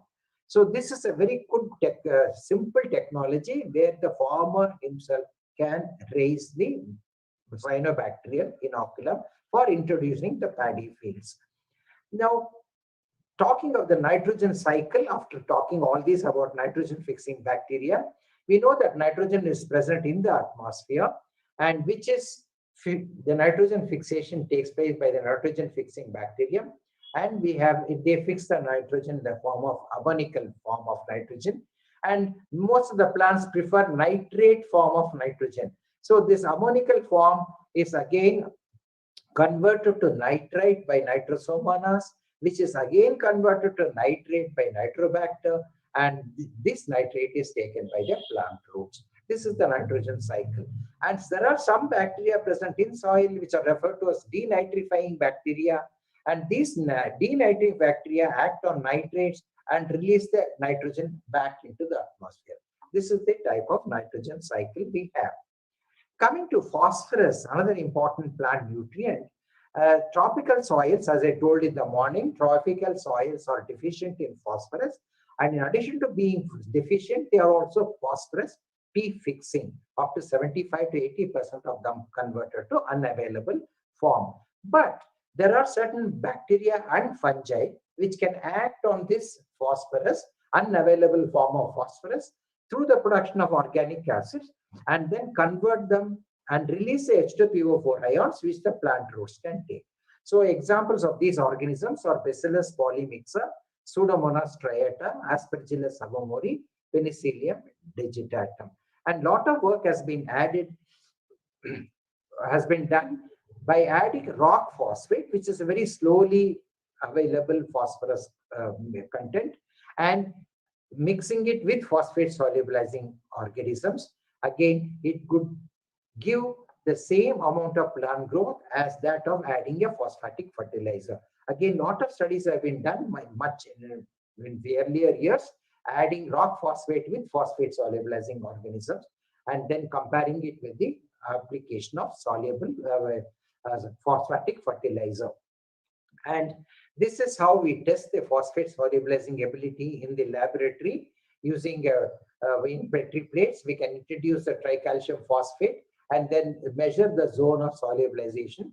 The bigger zone means the better P solubilizer. I have included 2 organisms, one fungus and one bacterium, which are a very, very efficient phosphate solubilizers. As I said earlier, a lot of studies have been done on phosphate solubilizing organisms in our soil. And again, increase in yield has been reported. 56% in cabbage, 37% in tomato, 43% in cucumber has been reported. Coming to arbuscular mycorrhizal fungi, I will skip this because I have already covered this in the morning. Then coming to the next category of organism, the plant growth promoting rhizome microorganisms. There are a lot of interest in this PGPR nowadays because they increase plant growth through production of phytohormones directly or indirectly by suppressing plant diseases. In a strict sense, nitrogen fixers, phosphate solubilizers are also PGPRs, but people usually consider them as separate. And when they talk of PGPR, they think only of certain bacteria like Pseudomonas fluorescens, Burkholderia, and so on. So these are some of the PGPRs. Pseudomonas fluorescens, Burkholderia, Methylobacterium, Azoarchus, Pantia, Penibacillus. And globally, most of the work has been done on Pseudomonas fluorescens, followed by Burkholderia cephacea. And to some extent, work has been done on Methylobacterium also, especially in Tamil Nadu. Quite a bit of work has been done on Methylobacterium. Other organisms, not much has been done. So we had a project funded by DBT to work on these organisms which have been less worked. And the work was done with French bean. And here you can see different PGPR were used. The one which was the best was Pantia agglomerans, was the best, increasing the fruit yield as well as the plant dry weight. So from the lab, we took it to the glasshouse, finally to the field, and finally in the farmer's field. So it was working extremely well. And coming to another group of organisms which play an important role in the biocontrol, we can say that microbes play a very, very important in the biocontrol of plant diseases. And if you see these biocontrol agents, which has been worked on, these are the various crops, various diseases, and you can see which is the biocontrol that has been used, agent, mainly it is trichoderma. So trichoderma is a very effective biocontrol agent, which can help in the biocontrol of various soil-borne plant pathogens. And just including something about insect pathogenic organisms, again, we can have Bacillus thuringiensis, very effective in controlling the insect. And you can see the growth of Bacillus thuringiensis in the plate and the dead larva here. And microbes also play a very important role, soil fauna, in the pesticide degradation. As I told that some pesticides, and in fact, some of these microbes use the pesticides as a source of carbon or energy, and thereby make them to disappear after a few years. And the extension to the other fields, there are several soil fauna and flora which are used, mainly microbes. Several actinomycetes are used for the production of antibiotics.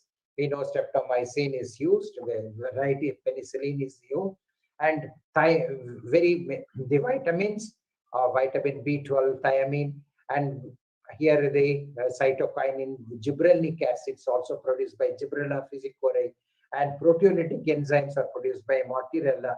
So several compounds are produced by these organisms. And what is the value, economic value, given to these various ecosystem services provided by these organisms? Unfortunately, we do not have much information from India, but American scientists have done this job. And for example, organic matter decomposition, they have given a value of $760 billion per year.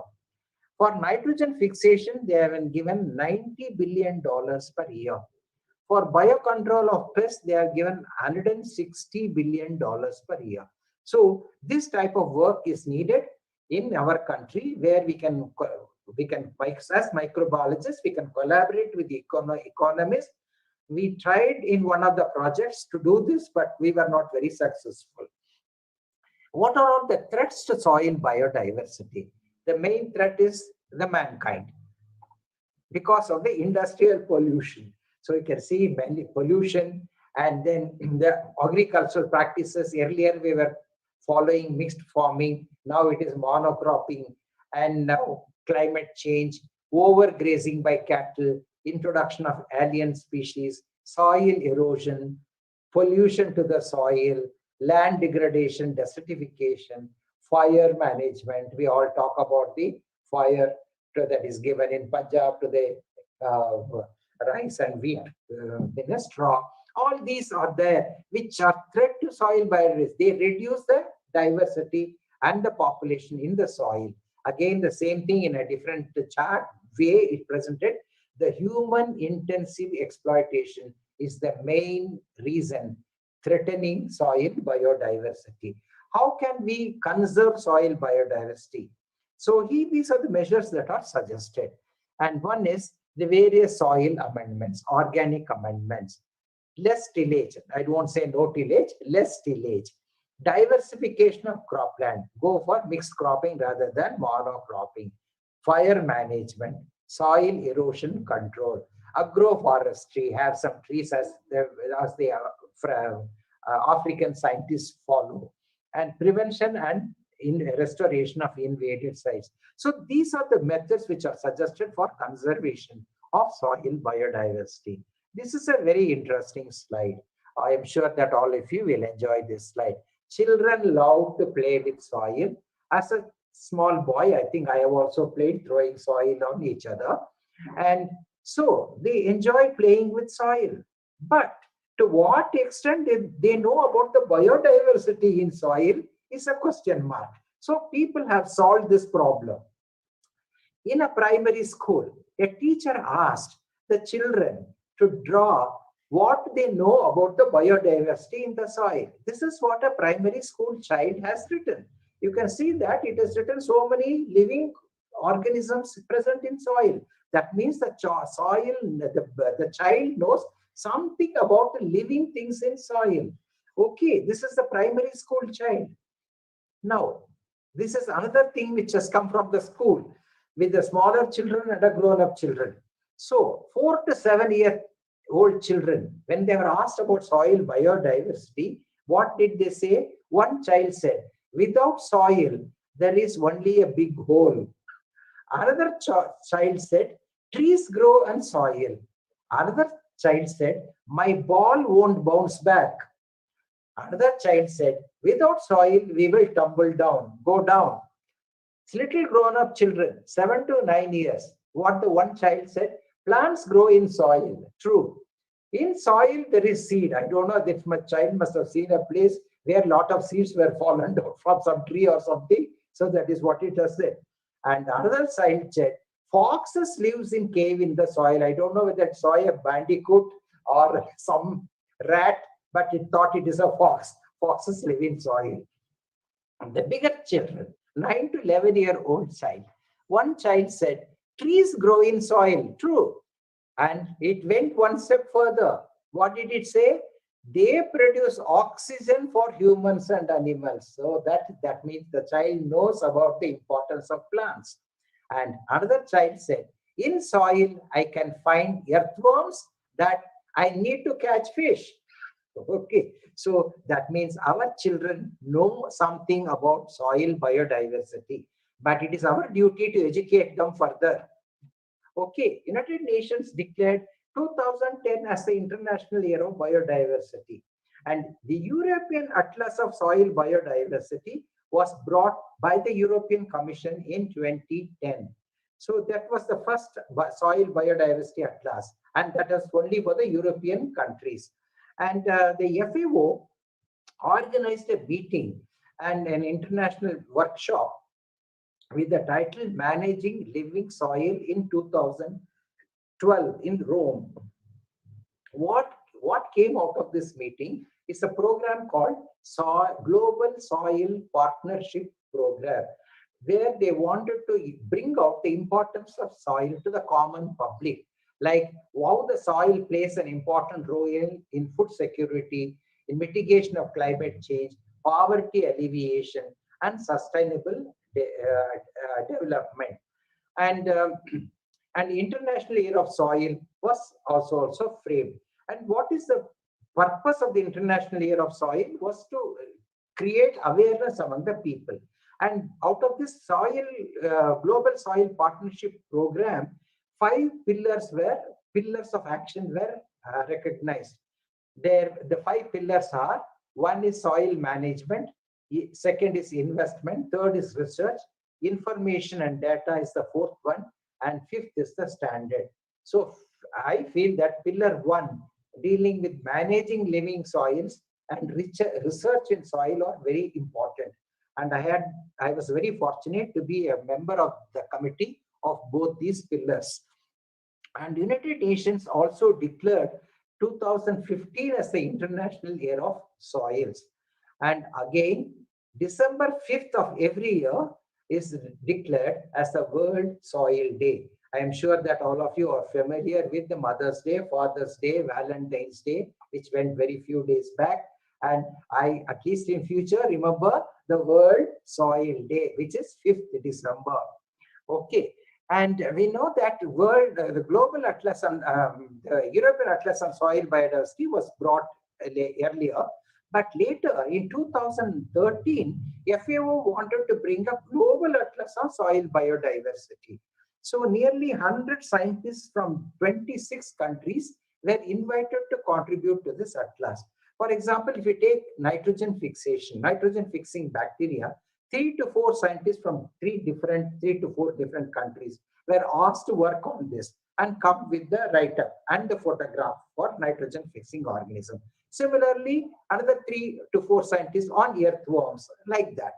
And so this particular atlas, what they said, it is not for scientists, it is for common man. So the language should be very simple. A common man must be able to follow. But it should have beautiful photographs. That was the criteria. And this was completed, and this was brought, the Global Atlas on Soil Biodiversity was released in 2016 at Belgium, in Brussels. And again, I was very fortunate to, I was invited to contribute to mycorrhizal fungi. And I would like to add, I was the only scientist from India invited to contribute to this Global Atlas on Soil Biodiversity. I have just included here the front page of the Global Soil Biodiversity Atlas and the last page. So you can go to the FAO website and then type Global Soil Biodiversity Atlas. You can freely download the atlas.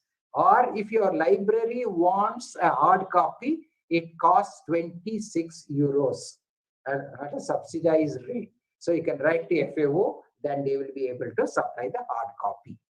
So finally, before closing, I just want to tell 1 or 2 slides of the importance. We always, what do we say? When the child is trying to play in soil, we say, don't play in soil, it is dirt, something. That is how we prevent our children from playing in soil. But this is one of the very recent reports which came from Czechoslovakia. The children playing in soil, the children of gardeners, they were found to be more happy than the city children. The reason, they were trying to analyze what's the reason. And they found that a particular bacterium, Mycobacterium vaccae, which is a saprophytic bacterium present in soil, was entering the children either through inhalation or through cuts in their body. And this particular bacterium produces a hormone called as happy hormone. The name of the hormone is serotonin. So, which is an antidepressant, and it decreases anxiety, makes you feel very happy and relaxed. So that is how they found the village children playing with soil, they are more happy compared to the city soils, where cities children, where they have more problems when and all the transport and pollution and so on. And this was later confirmed by another work that was done in Finland. The National Institute for Health and Welfare in Finland, what they found was the children in rural areas had only 4% asthma, whereas in case of urban children, the incidence was 29%. They were trying to understand this, and they came to the conclusion the rural children were playing with soil and they were exposed to soil with beneficial microbes, which increased their immunity to asthma, whereas the urban children were exposed to traffic and pollution and had no chance of playing with the soil. So this was confirmed by later studies in other parts of Europe and USA. The conclusion from this is early life exposure to soil matters a lot, increasing the immunity in children. So let us not prevent the children from playing in soil, at least in future. What we can draw as conclusion? Soil is the reservoir of several organisms. Soil biologists study them in isolation. Soil biodiversity is critical for plant growth, climate regulation, ecosystem functioning, disease control, and human health. There is need for collaboration among soil biologists working in different groups of soil organisms. I would like to emphasize this point very much. We, as microbiologists, will work only with microorganisms. We'll never interact with a zoologist or an entomologist or a soil scientist. I think there should be collaboration. Unless, when we collaborated in my lab, I'm telling my own experience, when we collaborated with the zoologist group and the entomology group, we came that earthworms and ants and wasps play a very important role in dissemination of fungi.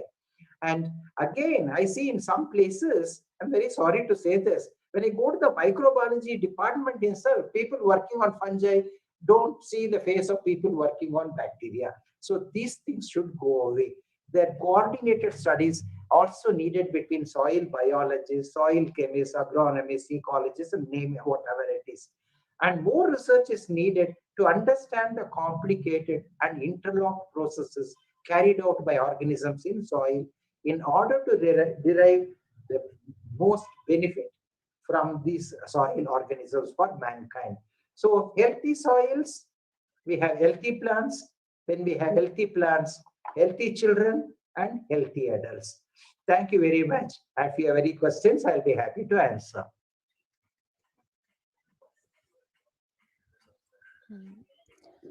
Thank you very much, sir, for your excellent presentation. And there are a couple of questions posted by the participants, sir. Questions. Any questions? Yeah. So, what are the disadvantages of the microfauna in food and agriculture? Pardon? What are the disadvantages of the microfauna in food and agriculture? Disadvantages. Yes, sir. Yes, sir. Disadvantages of microfauna in food. Yes, sir. No, I think I see a lot of advantages. Very, very few disadvantages. Again, we have all talk of earthworms, which play a very important role. So I see more advantages. Let us look into the good things rather than the bad things. Yes, sir.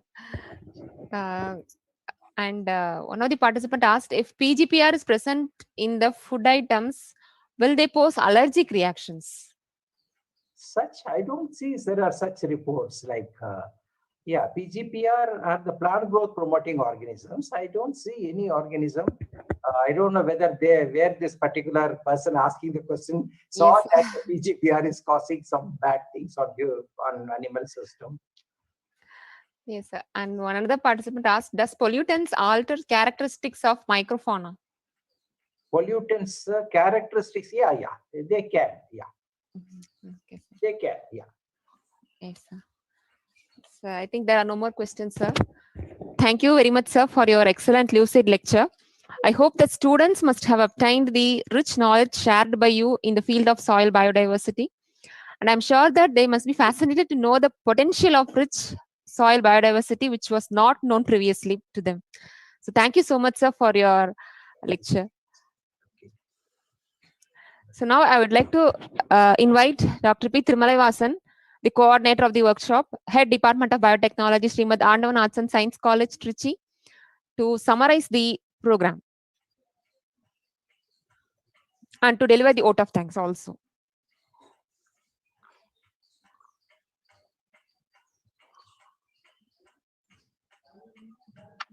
Good evening, sir. A very warm good evening to one and all. I take this opportunity to summarize the happening of the 2 days Virtual Science Academy lecture workshop on recent trends on microbiology and biotechnology. Day 1 started with prayer. Dr. P. Thirumalaivasan is welcome the resource person and the participant followed by the keynote address. and delivered by Dr. Taban Kumar Aditya. He is the convener of lecture workshop. Then the first and second technical session was handled by Dr. Taban Kumar Aditya, Professor, School of Biotechnology, K8 University, Odisha. He is discuss on the role of microorganism in the climate change and agriculture. The afternoon technical session 3 and 4 was handled by Dr. Bharati P. Salima, Professor, Department of Studies in Biotechnology, University of Mysore.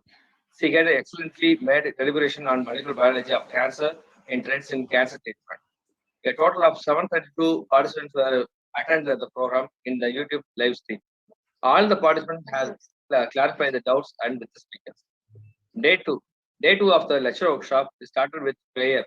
The technical session 5 and 7 was handled by Dr. A. Tajuddin, Professor, Chair, and Coordinator of School of Biotech Life Sciences, Bharatdasan University, Trichy. They have deliberations on molecular taxonomy and DNA barcoding of microbes and cyanobacteria.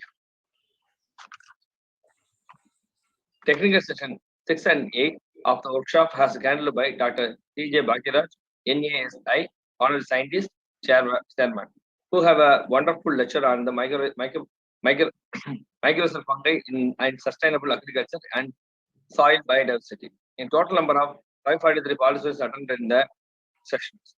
In all the session, participants were actively involved in the discussion. I hope heartily thanks for all the resource person of the workshop for the excellent deliberations. I want to my deepest graduate to Dr. Professor T.J. Bhagiraj, who always guided for the support for us for the successful conduct of this program. I sincerely thank for the convener of the workshop, Dr. Navanpur RTM, for having accepted for our invitation. I also thank Dr. Bharati P. Salimat and Dr. N. Dajuddin for the excellent deliberation. I would like to hold heart thank for our college management for the rendering the support and guidance to make this program a great success. I sincerely thank our dean, Dr. G. Jodi, who always encourages us to conduct and organize such programs. I thank the staff members of our college and both teaching and non-teaching for this support. I especially thank Dr. Isai Selvaparma, Head, Department of Visual Communication, and Dr. Mr. Sadish, Lab Assistant, the Department of Visual Communication, for providing complete technical support for conduct this virtual board. I thank all other non-teaching faculty of our college for the support. I thank the students of our college and the support. Last but not least, I thank for the Almighty for the making this program for grand success. Thank you for the thank you all for the opportunity. Thank you, sir. Thank you.